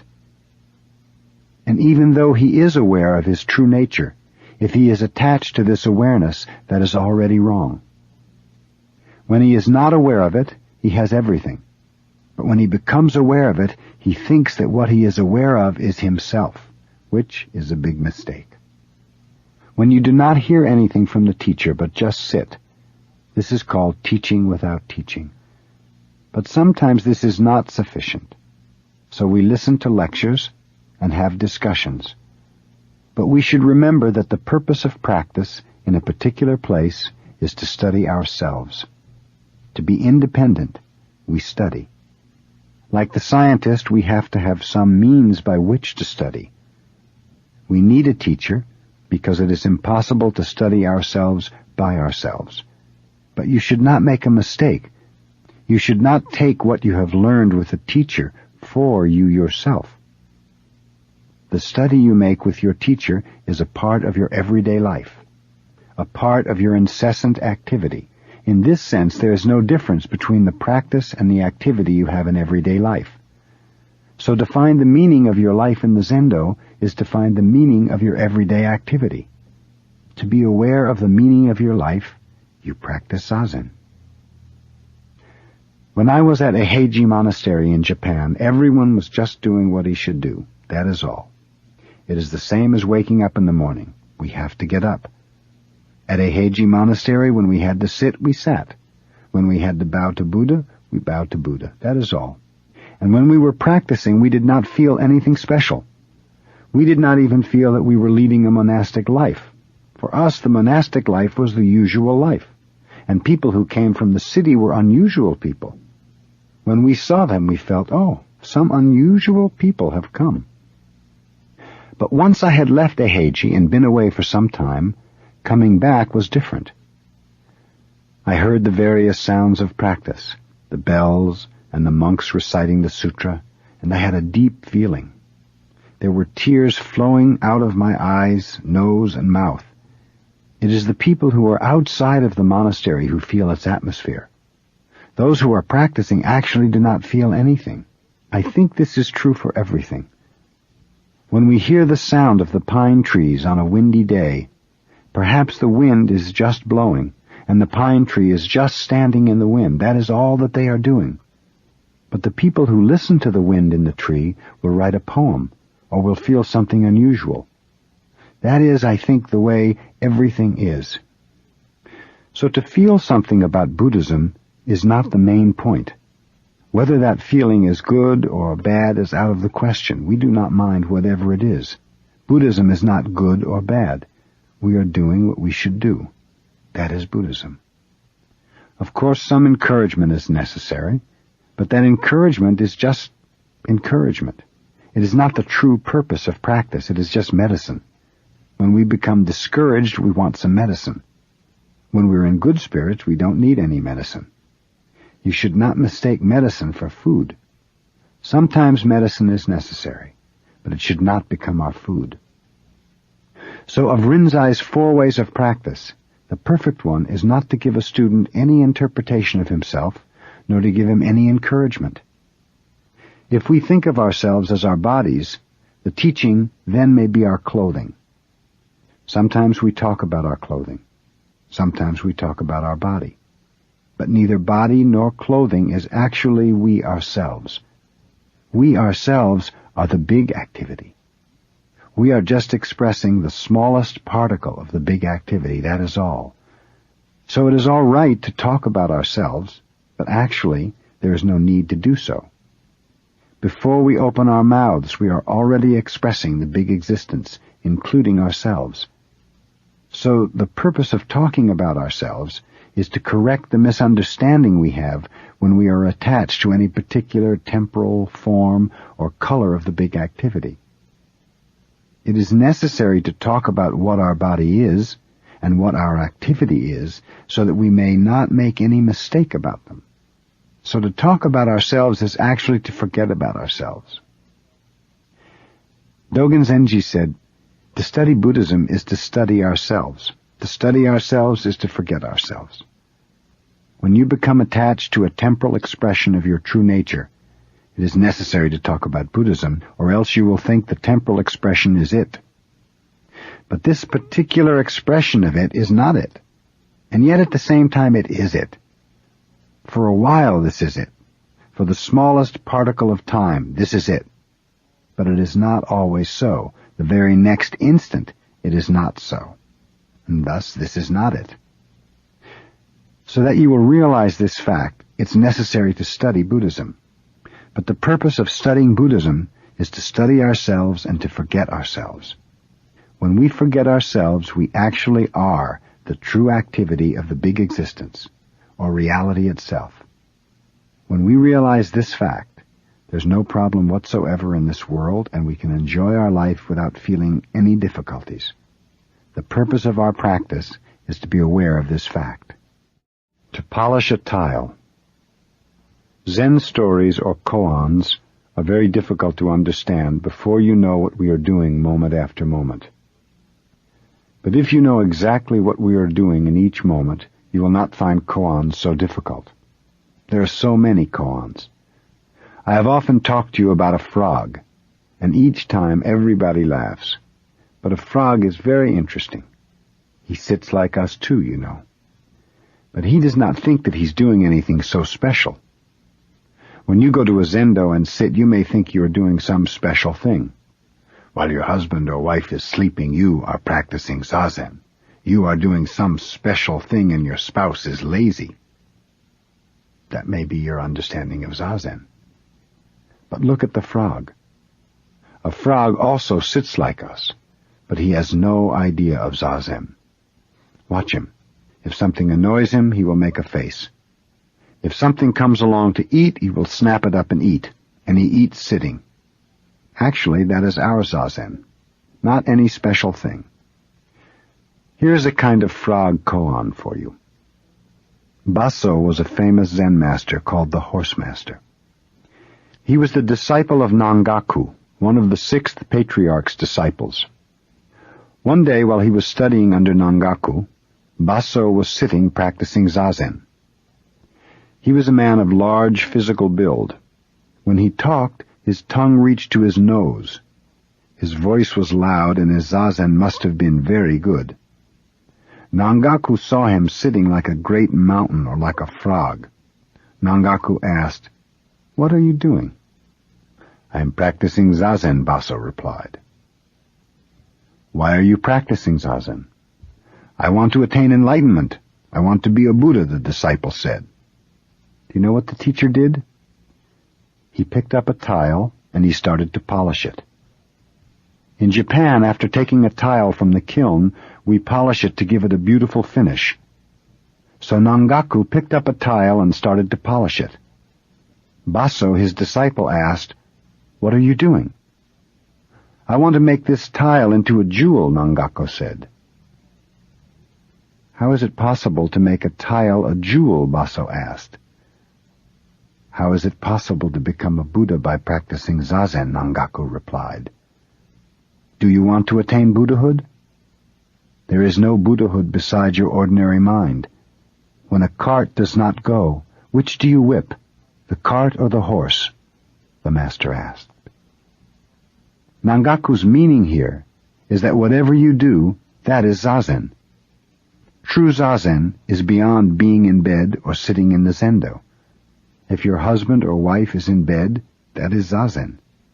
If you think I'm sitting here and my spouse is in bed, then even though you are sitting here in the cross-legged position, that is not true zazen. You should be like a frog always. That is true zazen. Dogen Zenji commented on this koan. He said, "When the horse master becomes the horse master, Zen becomes Zen. When Baso becomes Baso, his zazen becomes true zazen and Zen becomes Zen." What is true zazen? When you become you. When you are you, then no matter what you do, that is zazen. Even though you are in bed, you may not be you most of the time. Even though you are sitting in the zendo, I wonder whether you are you in the true sense. Here's another famous koan. Zuikan was a Zen master who always used to address himself. "Zuikan," he would call, and then he would answer, "Yes? Zuikan? Yes." Of course, he was living all alone in his small zendo, and of course he knew who he was. But sometimes he lost himself. And whenever he lost himself, he would address himself. "Zuikan? Yes?" If we are like a frog, we are always ourselves. But even a frog sometimes loses himself and he makes a sour face. and if something comes along he will snap at it and eat it. So I think a frog is always addressing himself. I think you should do that also. Even in Zazen you will lose yourself. When you become sleepy or when your mind starts to wander about, you lose yourself. When your legs become painful, why are my legs so painful? You lose yourself. Because you lose yourself, your problem will be a problem for you. If you do not lose yourself, then even though you have difficulty, there is actually no problem whatsoever. You just sit in the midst of the problem. When you are a part of the problem, or when the problem is a part of you, there is no problem, because you are the problem itself. The problem is you, yourself. If this is so, there's no problem. When your life is always a part of your surroundings, in other words, when you are called back to yourself in the present moment, then there is no problem. When you start to wander about in some delusion, which is something apart from you yourself, then your surroundings are not real anymore, and your mind is not real anymore. If you yourself are deluded, then your surroundings are also a misty, foggy delusion. Once you are in the midst of delusion, there is no end to delusion. You will be involved in deluded ideas one after another. Most people live in delusion, involved in their problem, trying to solve their problem. But just to live is actually to live in problems. And to solve the problem is to be a part of it, to be one with it. So which do you hit, the cart or the horse? Which do you hit, yourself or your problems? If you start questioning which you should hit, that means you have already started to wander about. But when you actually hit the horse, the cart will go. In truth, the cart and the horse are not different. When you are you, there is no problem of whether you should hit the cart or the horse. When you are you, Zazen becomes true Zazen. So when you practice Zazen, your problem will practice Zazen. And everything else will practice Zazen too, even though your spouse is in bed. He or she is also practicing Zazen when you practice Zazen. But when you do not practice true Zazen, then there is your spouse and there is yourself, each quite different, quite separate from the other. So if you yourself have true practice, then everything else is practicing our way at the same time. That is why we should always address ourselves, checking up on ourselves like a doctor tapping himself. This is very important. This kind of practice should be continued moment after moment, incessantly. We say, when the night is here, the dawn comes. It means there is no gap between the dawn and the night. Before the summer is over, autumn comes. In this way, we should understand our life. We should practice with this understanding and solve our problems in this way. Actually, just to work on the problem, if you do it with single-minded effort, is enough. You should just polish the tile. That is our practice. The purpose of practice is not to make a tile a jewel. Just continue sitting. That is practice in its true sense. It is not a matter of whether or not it is possible to attain Buddhahood, whether or not it is possible to make a tile a jewel. Just to work and live in this world with this understanding is the most important point. That is our practice. That is true Zazen. So we say, when you eat, eat. You should eat what is there, you know. Sometimes you do not eat it. Even though you are eating, your mind is somewhere else. You do not taste what you have in your mouth. As long as you can eat when you are eating, you are all right. Do not worry a bit. It means you are you yourself. When you are you, you see things as they are, and you become one with your surroundings. There is your true self. There you have true practice. You have the practice of a frog. He is a good example of our practice. When a frog becomes a frog, Zen becomes Zen. When you understand a frog through and through, you attain enlightenment. You are Buddha. And you are good for others too. Husband or wife or son or daughter. This is Zazen. Nirvana, the waterfall. If you go to Japan and visit a Haiji monastery, just before you enter you will see a small bridge called Hanshaku-kyo, which means half-dipper bridge. Whenever Dogen Zenji dipped water from the river, he used only half a dipperful, returning the rest to the river again without throwing it away. That is why we call the bridge Hanshaku-kyo, half-dipper bridge. At a Heiji, when we wash our face, we fill the basin to just 70% of its capacity. And after we wash, we empty the water towards rather than away from our body. This expresses respect for the water. This kind of practice is not based on any idea of being economical. It may be difficult to understand why Dogen returned half of the water he dipped to the river. This kind of practice is beyond our thinking. When we feel the beauty of the river, when we are one with the water, we intuitively do it in Dogen's way. It is our true nature to do so. But if your true nature is covered by ideas of economy or efficiency, Dogen's way makes no sense. I went to Yosemite National Park, and I saw some huge waterfalls. The highest one there is 1,340 feet high, and from it the water comes down like a curtain thrown from the top of the mountain. It does not seem to come down swiftly as you might expect. It seems to come down very slowly because of the distance, and the water does not come down as one stream, but is separated into many tiny streams. From a distance it looks like a curtain. And I thought it must be a very difficult experience for each drop of water to come down from the top of such a high mountain. It takes time, a long time for the water finally to reach the bottom of the waterfall. And it seems to me that our human life may be like this. We have many difficult experiences in our life. But at the same time I thought the water was not originally separated, but was one whole river. Only when it is separated does it have some difficulty in falling. It is as if the water does not have any feeling when it is one whole river. Only when separated into many drops can it begin to have or to express some feeling. When we see one whole river, we do not feel the living activity of the water. But when we dip a part of the water into a dipper, we experience some feeling of the water, and we also feel the value of the person who uses the water. Feeling ourselves and the water in this way, we cannot use it in just a material way. It is a living thing. Before we were born, we had no feeling. We were one with the universe. This is called mind only, or essence of mind, or big mind.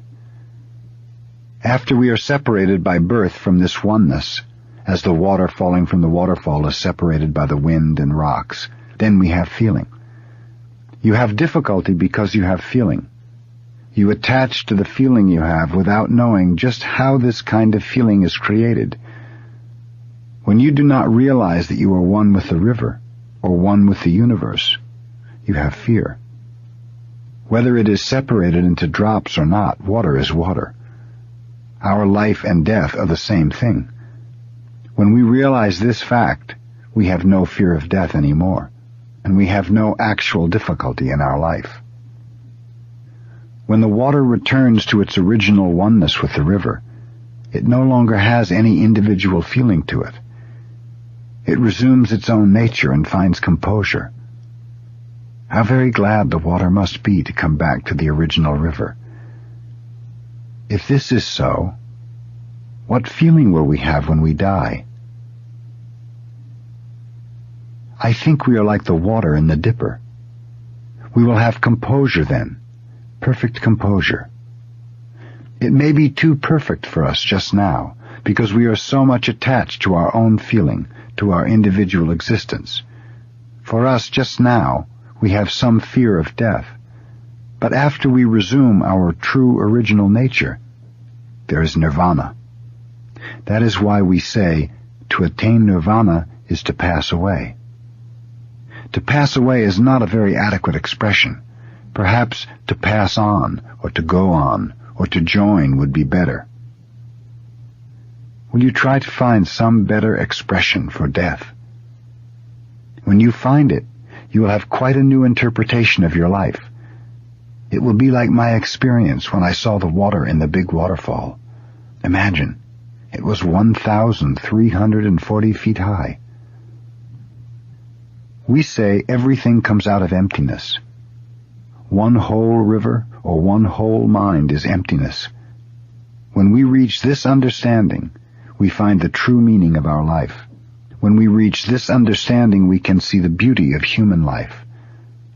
Before we realize this fact, everything that we see is just delusion. Sometimes we overestimate the beauty. Sometimes we underestimate or ignore the beauty because our small mind is not in accord with reality. To talk about it in this way is quite easy, but to have the actual feeling is not so easy. But by your practice of Zazen, you can cultivate this feeling. When you can sit with your whole body and mind, and with the oneness of your mind and body under the control of the universal mind, you can easily attain this kind of right understanding. Your everyday life will be renewed without being attached to an old, erroneous interpretation of life. When you realize this fact, you will discover how meaningless your old interpretation was, and how much useless effort you had been making. You will find the true meaning of life, and even though you have difficulty falling upright from the top of the waterfall to the bottom of the mountain, you will enjoy your life. Part 3. Right Understanding. Traditional Zen Spirit. The most important things in our practice are our physical posture and our way of breathing. We are not so concerned about a deep understanding of Buddhism. As a philosophy, Buddhism is a very deep, wide, and firm system of thought. But Zen is not concerned about philosophical understanding. We emphasize practice. We should understand why our physical posture and breathing exercise are so important. Instead of having a deep understanding of the teaching, we need a strong confidence in our teaching, which says that originally we have Buddha nature. Our practice is based on this faith. Before Bodhidharma went to China, almost all the well-known stock words of Zen were in use. For instance, there was the term sudden enlightenment. Sudden enlightenment is not an adequate translation, but tentatively I will use the expression. Enlightenment comes all of a sudden to us. This is true enlightenment. Before Bodhidharma, people thought that after a long preparation, sudden enlightenment would come. Thus, Zen practice was a kind of training to gain enlightenment. Actually, many people today are practicing Zazen with this idea.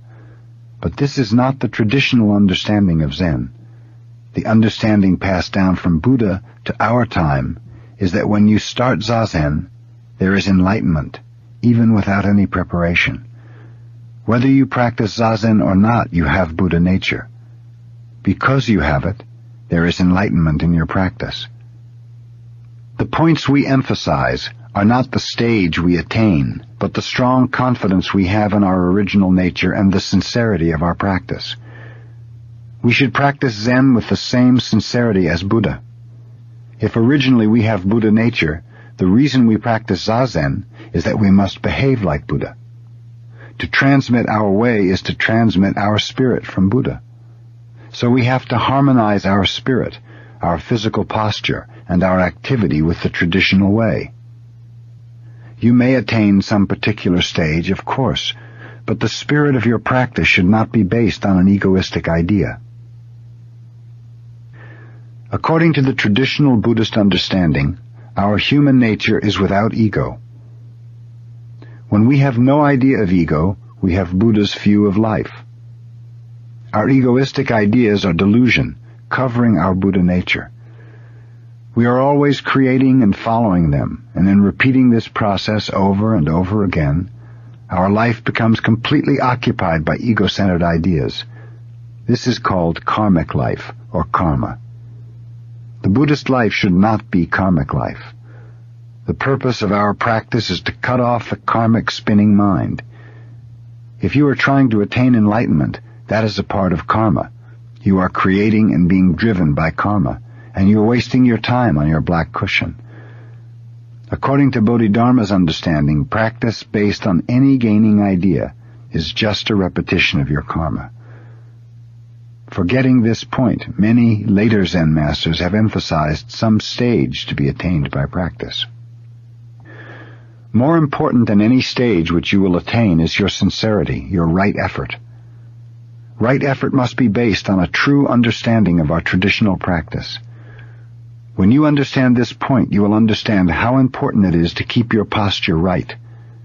When you do not understand this point, the posture and the way of breathing are just a means to attain enlightenment. If this is your attitude, it would be much better to take some drugs instead of sitting in the cross-legged position. If our practice is only a means to attain enlightenment, there is actually no way to attain it. We lose the meaning of the way to the goal. But when we believe in our way firmly, we have already attained enlightenment. When you believe in your way, enlightenment is there. But when you cannot believe in the meaning of the practice which you are doing in this moment, you cannot do anything. You are just wandering around the goal with your monkey mind. You are always looking for something, without knowing what you are doing. If you want to see something, you should open your eyes. When you do not understand Bodhidharma Zen, you are trying to look at something with your eyes closed.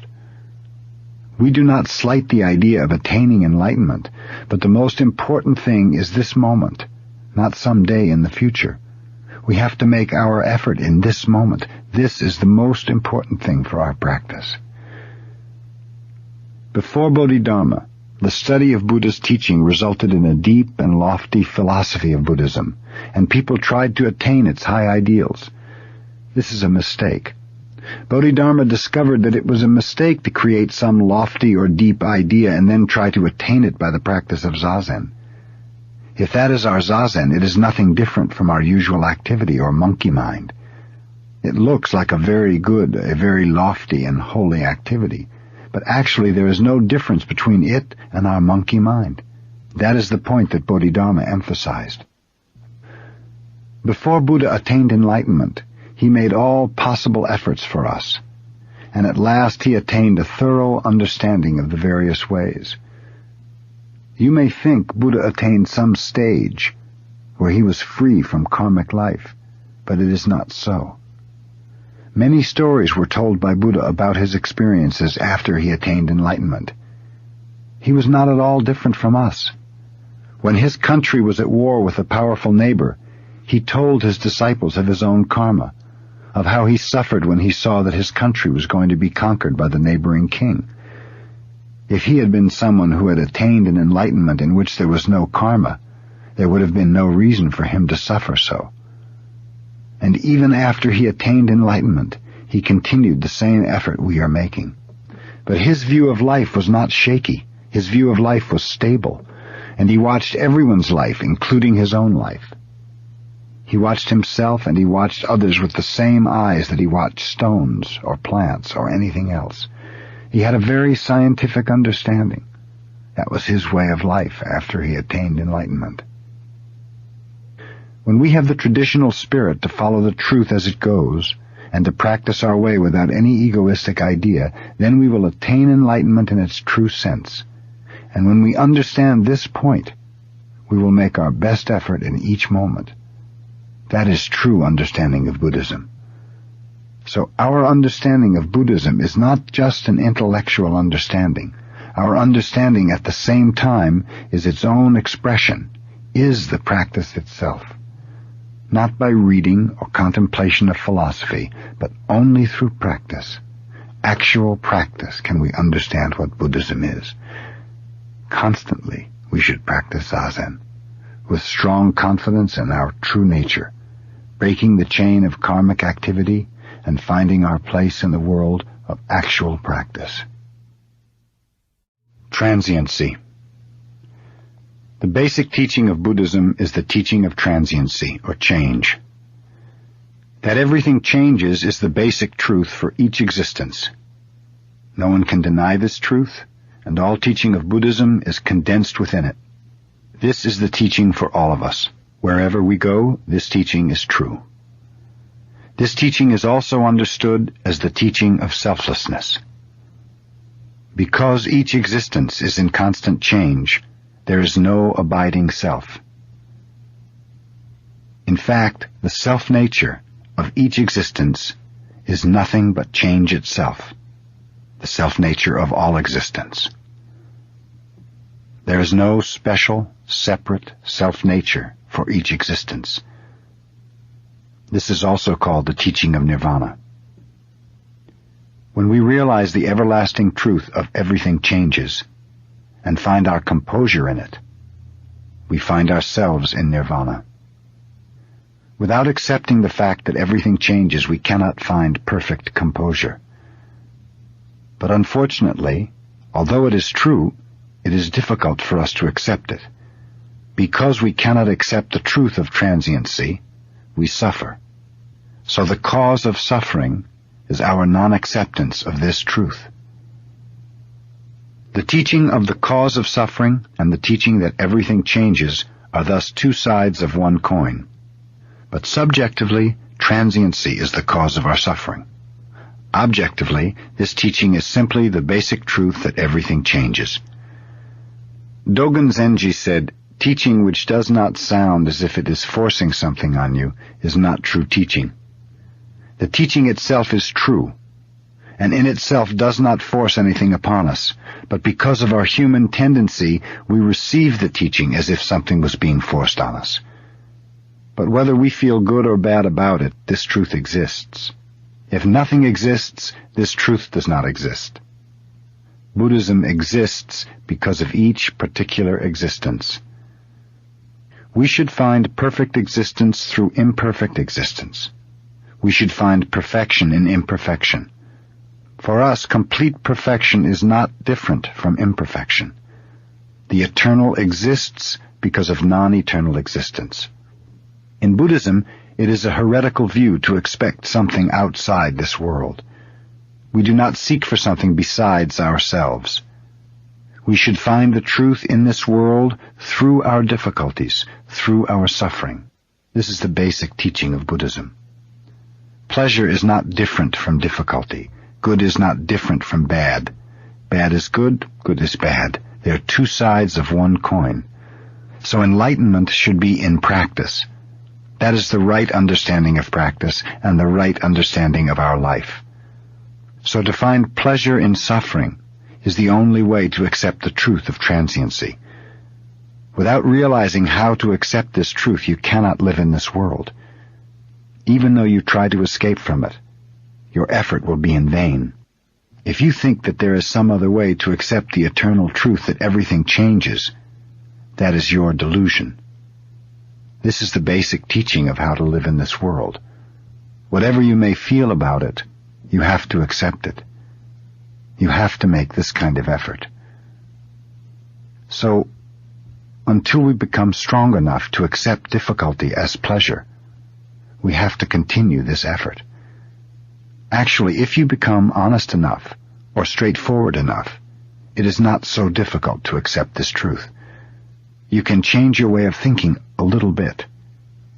It is difficult, but this difficulty will not always be the same. Sometimes it will be difficult, and sometimes it will not be so difficult. If you are suffering, you will have some pleasure in the teaching that everything changes. When you are in trouble, it is quite easy to accept the teaching. So why not accept it at other times? It is the same thing. Sometimes you may laugh at yourself, discovering how selfish you are. But no matter how you feel about this teaching, it is very important for you to change your way of thinking and accept the truth of transiency. Emptiness. If you want to understand Buddhism, it is necessary for you to forget all about your preconceived ideas. To begin with, you must give up the idea of substantiality or existence. The usual view of life is firmly rooted in the idea of existence. For most people, everything exists. They think whatever they see and whatever they hear exists. Of course, the bird we see and hear exists. It exists. But what I mean by that may not be exactly what you mean. The Buddhist understanding of life includes both existence and non-existence. The bird both exists and does not exist at the same time. We say that a view of life based on existence alone is heretical. If you take things too seriously, as if they existed substantially or permanently, you are called a heretic. Most people may be heretics. We say true existence comes from emptiness and goes back again into emptiness. What appears from emptiness is true existence. We have to go through the gate of emptiness. This idea of existence is very difficult to explain. Many people these days have begun to feel, at least intellectually, the emptiness of the modern world, or the self-contradiction of their culture. In the past, for instance, the Japanese people had a firm confidence in the permanent existence of their culture and their traditional way of life. But since they lost the war, they have become very skeptical. Some people think this skeptical attitude is awful, but actually it is better than the old attitude.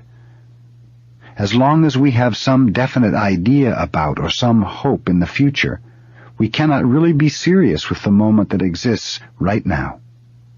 You may say, I can do it tomorrow or next year, believing that something that exists today will exist tomorrow. Even though you are not trying so hard, you expect that some promising thing will come as long as you follow a certain way. But there is no certain way that exists permanently. There is no way set up for us. Moment after moment, we have to find our own way. Some idea of perfection, or some perfect way which is set up by someone else, is not the true way for us. Each one of us must make his own true way, and when we do, that way will express the universal way. This is the mystery. When you understand one thing through and through, you understand everything. When you try to understand everything, you will not understand anything. The best way is to understand yourself, and then you will understand everything. So when you try hard to make your own way, you will help others and you will be helped by others. Before you make your own way, you cannot help anyone, and no one can help you. To be independent in this true sense, we have to forget everything which we have in our mind and discover something quite new and different moment after moment. This is how we live in this world. So we say true understanding will come out of emptiness. When you study Buddhism, you should have a general house cleaning of your mind. You must take everything out of your room and clean it thoroughly. If it is necessary, you may bring everything back in again. You may want many things, so one by one you can bring them back. But if they're not necessary, there's no need to keep them. We see the flying bird. Sometimes we see the trace of it.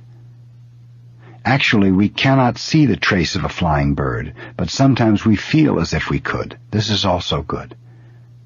If it is necessary, you should bring back in the things you took from your room. But before you put something in your room, it is necessary for you to take out something. If you do not, your room will become crowded with old, useless junk. We say, step by step, I stop the sound of the murmuring brook. When you walk along the brook, you'll hear the water running. The sound is continuous, but you must be able to stop it if you want to stop it. This is freedom. This is renunciation. One after another you will have various thoughts in your mind, but if you want to stop your thinking, you can. So when you are able to stop the sound of the murmuring brook, you will appreciate the feeling of your work. But as long as you have some fixed idea or are caught by some habitual way of doing things, you cannot appreciate things in their true sense. If you seek for freedom, you cannot find it. Absolute freedom itself is necessary before you can acquire absolute freedom. That is our practice. Our way is not always to go in one direction. Sometimes we go east, sometimes we go west.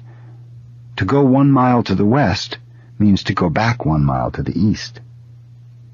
Usually, if you go 1 mile to the east, it is the opposite of going 1 mile to the west. But if it is possible to go 1 mile to the east, that means it is possible to go 1 mile to the west. This is freedom. Without this freedom, you cannot be concentrated on what you do.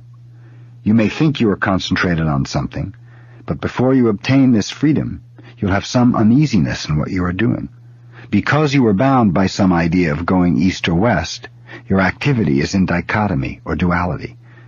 As long as you are caught by duality, you cannot attain absolute freedom, and you cannot concentrate. Concentration is not to try hard to watch something. In Zazen, if you try to look at one spot, you'll be tired in about 5 minutes. This is not concentration. Concentration means freedom. So your effort should be directed at nothing. You should be concentrated on nothing. In Zazen practice, we say your mind should be concentrated on your breathing. But the way to keep your mind on your breathing is to forget all about yourself and just to sit and feel your breathing.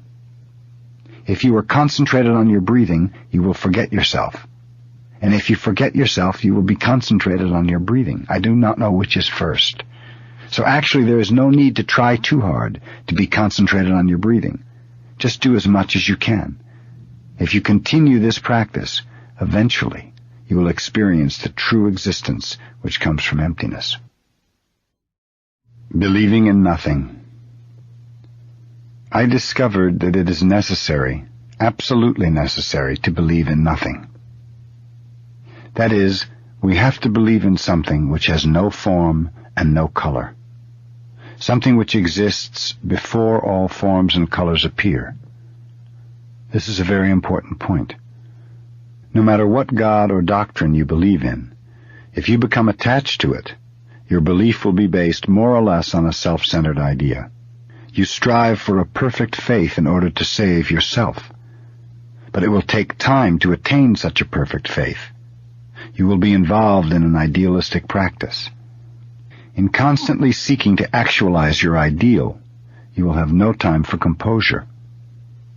But if you are always prepared for accepting everything we see as something appearing from nothing, knowing that there is some reason why a phenomenal existence of such and such a form and color appears, then at that moment you will have perfect composure. When you have a headache, there is some reason why you have a headache. If you know why you have a headache, you will feel better. But if you do not know why, you may say, "Oh, I have a terrible headache. Maybe it is because of my bad practice.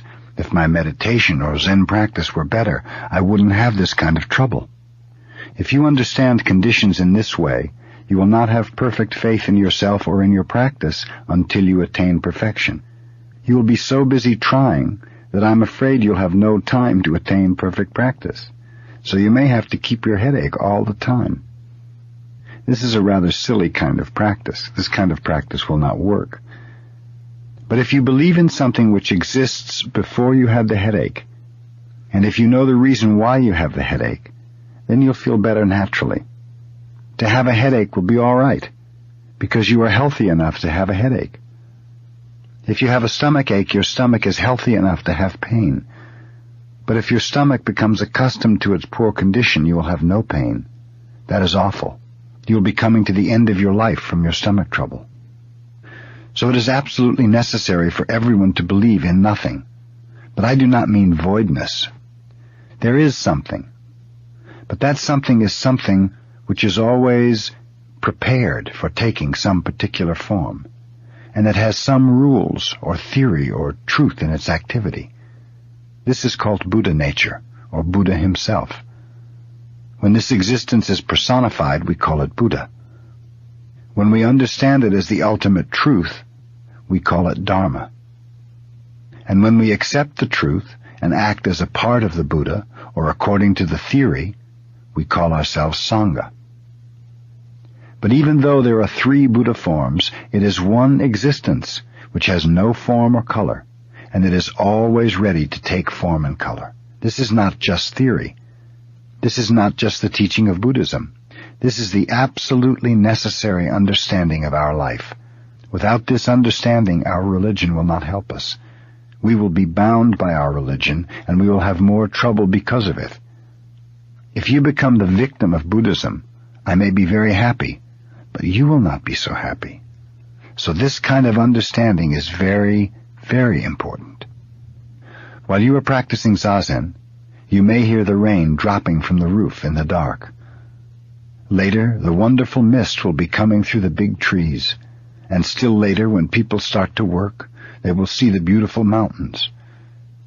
But some people will be annoyed if they hear the rain when they're lying in their beds in the morning, because they do not know that later they will see the beautiful sun rising from the east. If our mind is concentrated on ourselves, we will have this kind of worry. But if we accept ourselves as the embodiment of the truth or Buddha nature, we will have no worry. We will think, now it is raining, but we don't know what will happen in the next moment. By the time we go out, it may be a beautiful day or a stormy day. Since we don't know, let's appreciate the sound of the rain now. This kind of attitude is the right attitude. If you understand yourself as a temporal embodiment of the truth, you will have no difficulty whatsoever. You will appreciate your surroundings, and you will appreciate yourself as a wonderful part of Buddha's great activity, even in the midst of difficulties. This is our way of life. Using the Buddhist terminology, we should begin with enlightenment and proceed to practice, and then to thinking. Usually, thinking is rather self-centered. In our everyday life, our thinking is 99% self-centered. Why do I have suffering? Why do I have trouble? This kind of thinking is 99% of our thinking. For example, when we start to study science or read a difficult sutra, we very soon become sleepy or drowsy. But we are always wide awake and very much interested in our self-centered thinking. But if enlightenment comes first, before thinking, before practice, your thinking and your practice will not be self-centered. By enlightenment, I mean believing in nothing, believing in something which has no form or no color, which is ready to take form or color. This enlightenment is the immutable truth. It is on this original truth that our activity, our thinking, and our practice should be based. Original Buddhism. Walking, standing, sitting, and lying down are the 4 activities or ways of behavior in Buddhism. Zazen is not one of the 4 ways of behavior, and according to Dogen Zenji, the Soto school is not one of the many schools of Buddhism.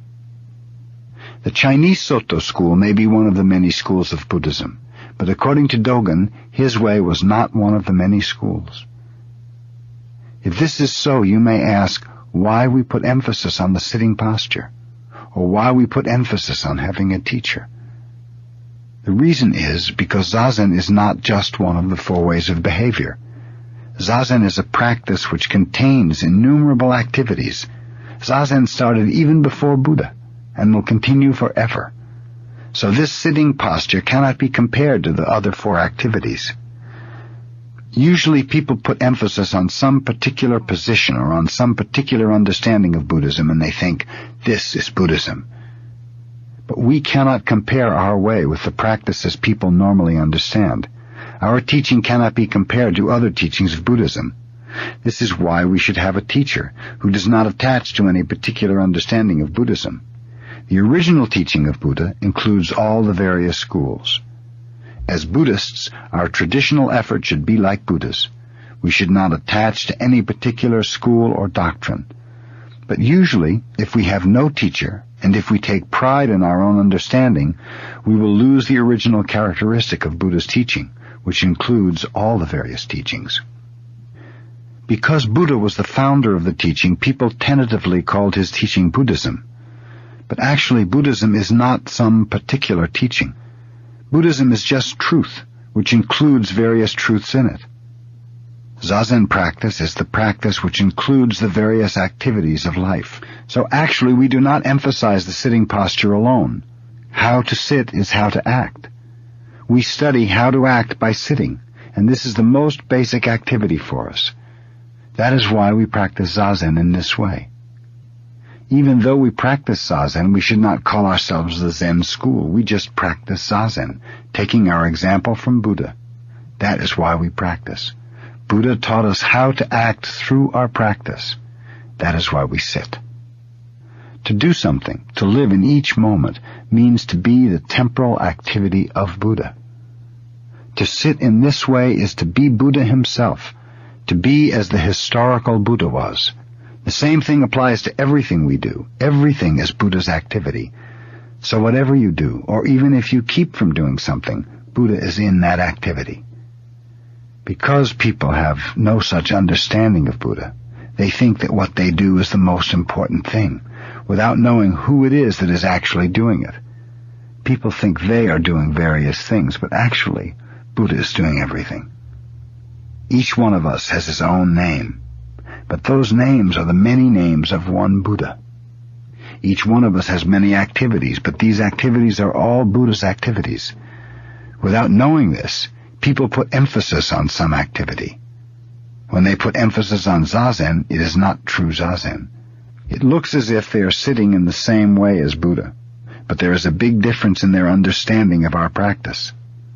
They understand this sitting posture as just one of the 4 basic postures of man, and they think, I now take this posture. But Zazen is all the postures, and each posture is Buddha's posture. This understanding is the right understanding of the Zazen posture. If you practice in this way, it is Buddhism. This is a very, very important point. So Dogen did not call himself a Soto teacher or a Soto disciple. He said, other people may call us the Soto school, but there is no reason for us to call ourselves Soto. You should not even use the name Soto. No school should consider itself a separate school. It should just be one tentative form of Buddhism. But as long as various schools do not accept this kind of understanding, as long as they continue calling themselves by their particular names, we must accept the tentative name of Soto. But I want to make this point clear. Actually, we are not the Soto school at all. We are just Buddhists. We are not even Zen Buddhists. We are just Buddhists. If we understand this point, we are truly Buddhists. Buddha's teaching is everywhere. Today it is raining. This is Buddha's teaching. People think their own way or their own religious understanding is Buddha's way, without knowing what they are hearing, or what they are doing, or where they are. Religion is not any particular teaching. Religion is everywhere. We have to understand our teaching in this way. We should forget all about some particular teaching. We should not ask which is good or bad. There should not be any particular teaching. Teaching is in each moment, in every existence. That is the true teaching. Buddha's enlightenment. I am very glad to be here on the day Buddha attained enlightenment under the Bo tree. When he attained enlightenment under the Bo tree, he said, "It is wonderful to see Buddha nature in everything and in each individual." What he meant was that when we practice Zazen, we have Buddha nature, and each of us is Buddha himself. By practice, he did not mean just to sit under the Bo tree, or to sit in the cross-legged posture. It is true that this posture is the basic one, or original way for us. But actually what Buddha meant was that mountains, trees, flowing water, flowers, and plants, everything as it is the way Buddha is. It means everything is taking Buddha's activity, each thing in its own way. But the way each thing exists is not to be understood by itself in its own realm of consciousness. What we see or what we hear is just a part or a limited idea of what we actually are. But when we just are, each just existing in his own way, we are expressing Buddha himself. In other words, when we practice something such as Zazen, then there is Buddha's way or Buddha nature. When we ask what Buddha nature is, it vanishes. But when we just practice Zazen, we have full understanding of it. The only way to understand Buddha nature is just to practice Zazen, just to be here as we are. So what Buddha meant by Buddha nature was to be there as he was, beyond the realm of consciousness. Buddha nature is our original nature. We have it before we practice Zazen, and before we acknowledge it in terms of consciousness. So in this sense, whatever we do is Buddha's activity. If you want to understand it, you cannot understand it. When you give up trying to understand it, true understanding is always there. Usually, after Zazen, I give a talk. But the reason people come is not just to listen to my talk, but to practice Zazen. We should never forget this point. The reason I talk is to encourage you to practice Zazen in Buddha's way. So we say that although you have Buddha nature, if you are under the idea of doing or not doing Zazen, or if you cannot admit that you are Buddha, then you understand neither Buddha nature nor Zazen. But when you practice Zazen in the same way as Buddha did, you will understand what our way is.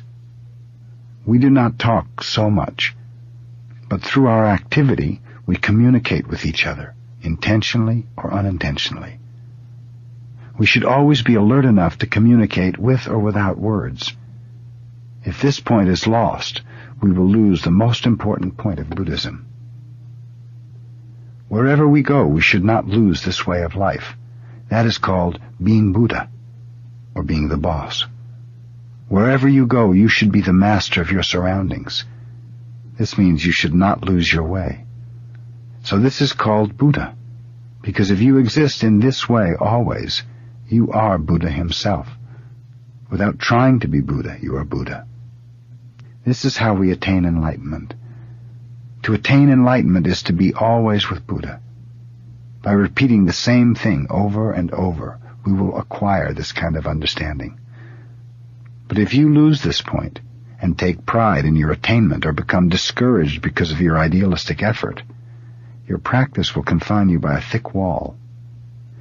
We should not confine ourselves by a self-built wall.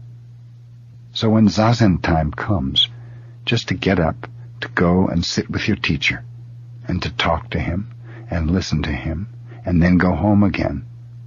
All these procedures are our practice. In this way, without any idea of attainment, you are always Buddha. This is true practice of Zazen. Then you may understand the true meaning of Buddha's first statement. See Buddha nature in various beings, and in every one of us. Epilogue. Zen Mind. Here in America we cannot define Zen Buddhists the same way we do in Japan. American students are not priests and yet not completely laymen. I understand it this way. That you are not priests is an easy matter, but that you are not exactly laymen is more difficult. I think you are special people, and want some special practice that is not exactly priest's practice and not exactly layman's practice. You are on your way to discovering some appropriate way of life. I think that is our Zen community, our group. But we must also know what our undivided original way is, and what Dogen's practice is. Dogen Zenji said that some may attain enlightenment and some may not. This is a point I am very much interested in. Although we all have the same fundamental practice which we carry out in the same way, some may attain enlightenment and some may not.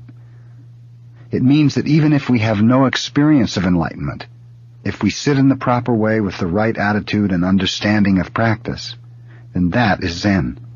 The main point is to practice seriously, and the important attitude is to understand and have confidence in big mind.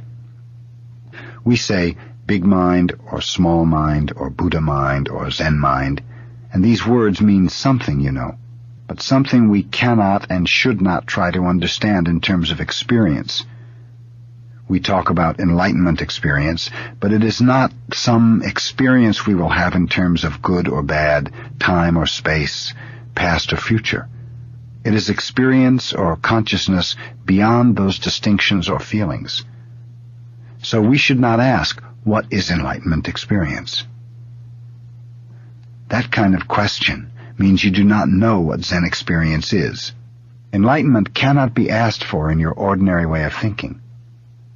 When you are not involved in this way of thinking, you have some chance of understanding what Zen experience is.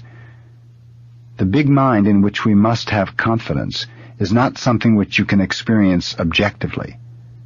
It is something which is always with you, always on your side. Your eyes are on your side, for you cannot see your eyes, and your eyes cannot see themselves. Eyes only see things outside, objective things.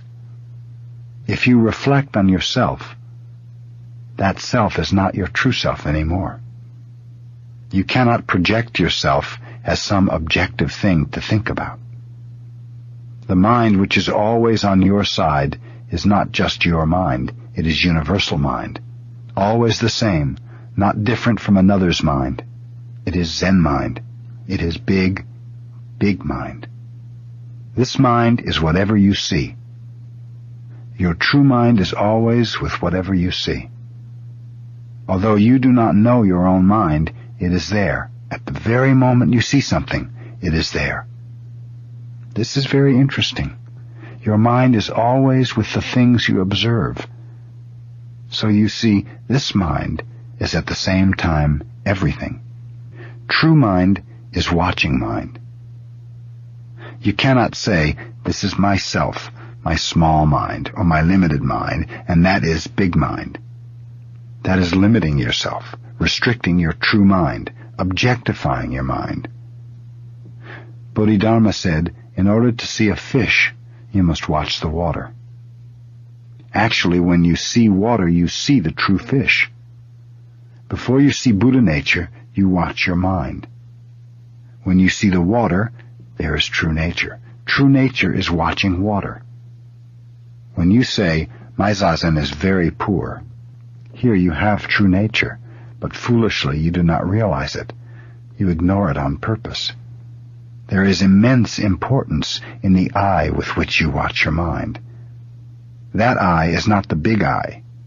It is the eye which is incessantly active, always swimming, always flying through the vast air with wings. By wings I mean thought and activity. The vast sky is home, my home. There is no bird or air. When the fish swims, water and fish are the fish. There's nothing but fish. Do you understand? You cannot find Buddha nature by vivisection. Reality cannot be caught by thinking or feeling mind. Moment after moment, to watch your breathing, to watch your posture, is true nature. There's no secret beyond this point. We Buddhists do not have any idea of material only, or mind only, or the products of our mind, or mind as an attribute of being. What we are always talking about is that mind and body, mind and material are always one. But if you listen carelessly, it sounds as if we are talking about some attribute of being, or about material or spiritual. That will be a version of it, maybe. But actually, we are pointing out mind which is always on this side, which is true mind. Enlightenment experience is to figure out, to understand, to realize this mind which is always with us and which we cannot see. Do you understand? If you try to attain enlightenment as if you see a bright star in the sky, it will be beautiful, and you may think, this is enlightenment. That is not enlightenment. That understanding is literally heresy. Even though you do not know it, in that understanding you have the idea of material only. Dozens of your enlightenment experiences are like that. Some material only, some object of your mind, as if through good practice you have found that bright star. That is the idea of self and object.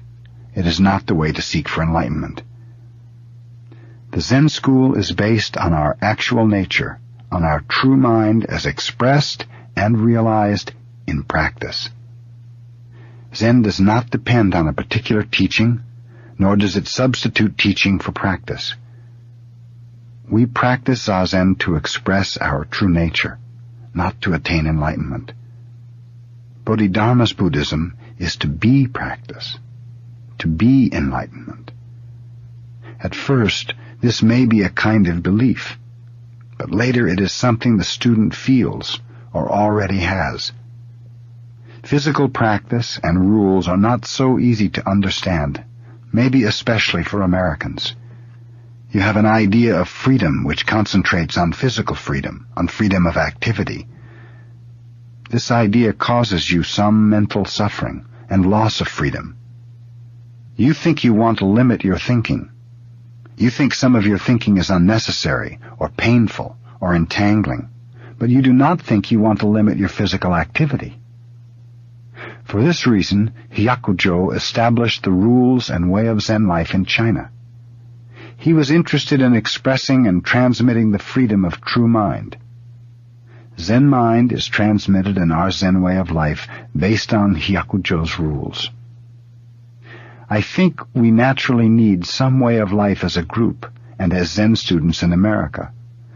And as Hyakujo established our way of monastic life in China, I think we must establish an American way of Zen life. I'm not saying this jokingly, I'm pretty serious. But I do not want to be too serious. If we become too serious, we will lose our way. If we are playing games, we will lose our way. Little by little, with patience and endurance, we must find the way for ourselves, find out how to live with ourselves and with each other. In this way, we will find out our precepts. If we practice hard, concentrate on Zazen, and organize our life so that we can sit well, we will find out what we are doing. But you have to be careful in the rules and way you establish. If it's too strict, you will fail. If it is too loose, the rules will not work. Our way should be strict enough to have authority. An authority everyone should obey. The rules should be possible to observe.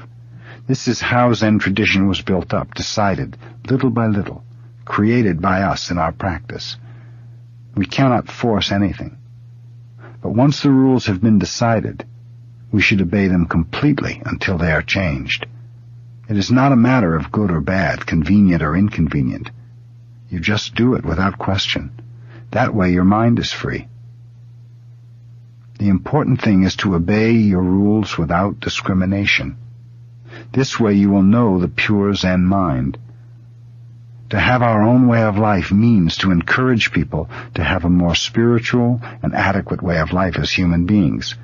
And I think one day you will have your own practice in America. The only way to study pure mind is through practice.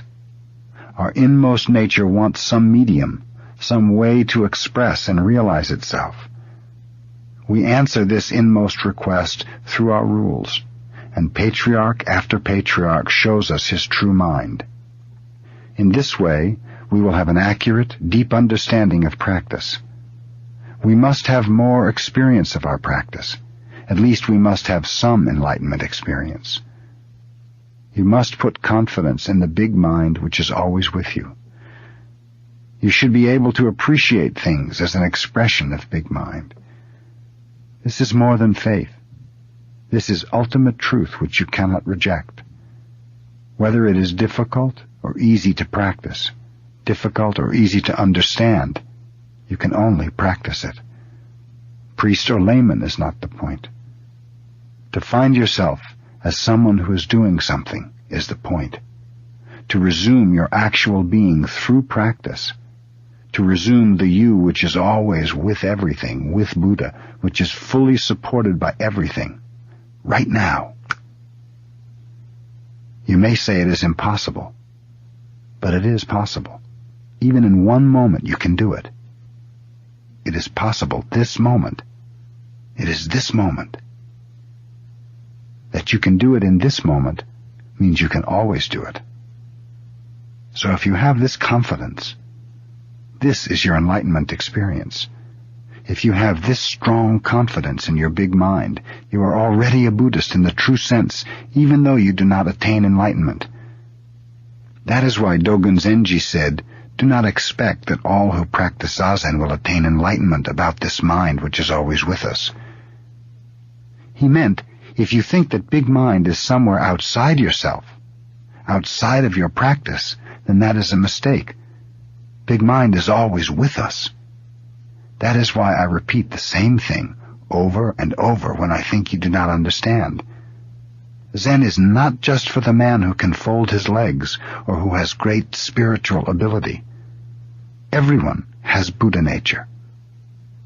We each must find some way to realize our true nature. The purpose of practice is to have direct experience of the Buddha nature, which everyone has. Whatever you do should be the direct experience of Buddha nature. Buddha nature means to be aware of Buddha nature. Your effort should extend to saving all sentient beings. If my words are not good enough, I'll hit you. Then you will understand what I mean. And if you do not understand me just now, someday you will. Someday, someone will understand. I will wait for the island I was told is moving slowly up the coast from Los Angeles to Seattle. I feel Americans, especially young Americans, have a great opportunity to find out the true way of life for human beings. You are quite free from material things, and you begin Zen practice with a very pure mind, a beginner's mind. You can understand Buddha's teaching exactly as he meant it. But we must not be attached to America, or Buddhism, or even to our practice. We must have beginner's mind, free from possessing anything, a mind that knows everything is in flowing change. Nothing exists but momentarily in its present form and color. One thing flows into another and cannot be grasped. Before the rain stops, we hear a bird. Even under the heavy snow, we see snowdrops and some new growth. In the east, I saw rhubarb already. In Japan, in the spring, we eat cucumbers.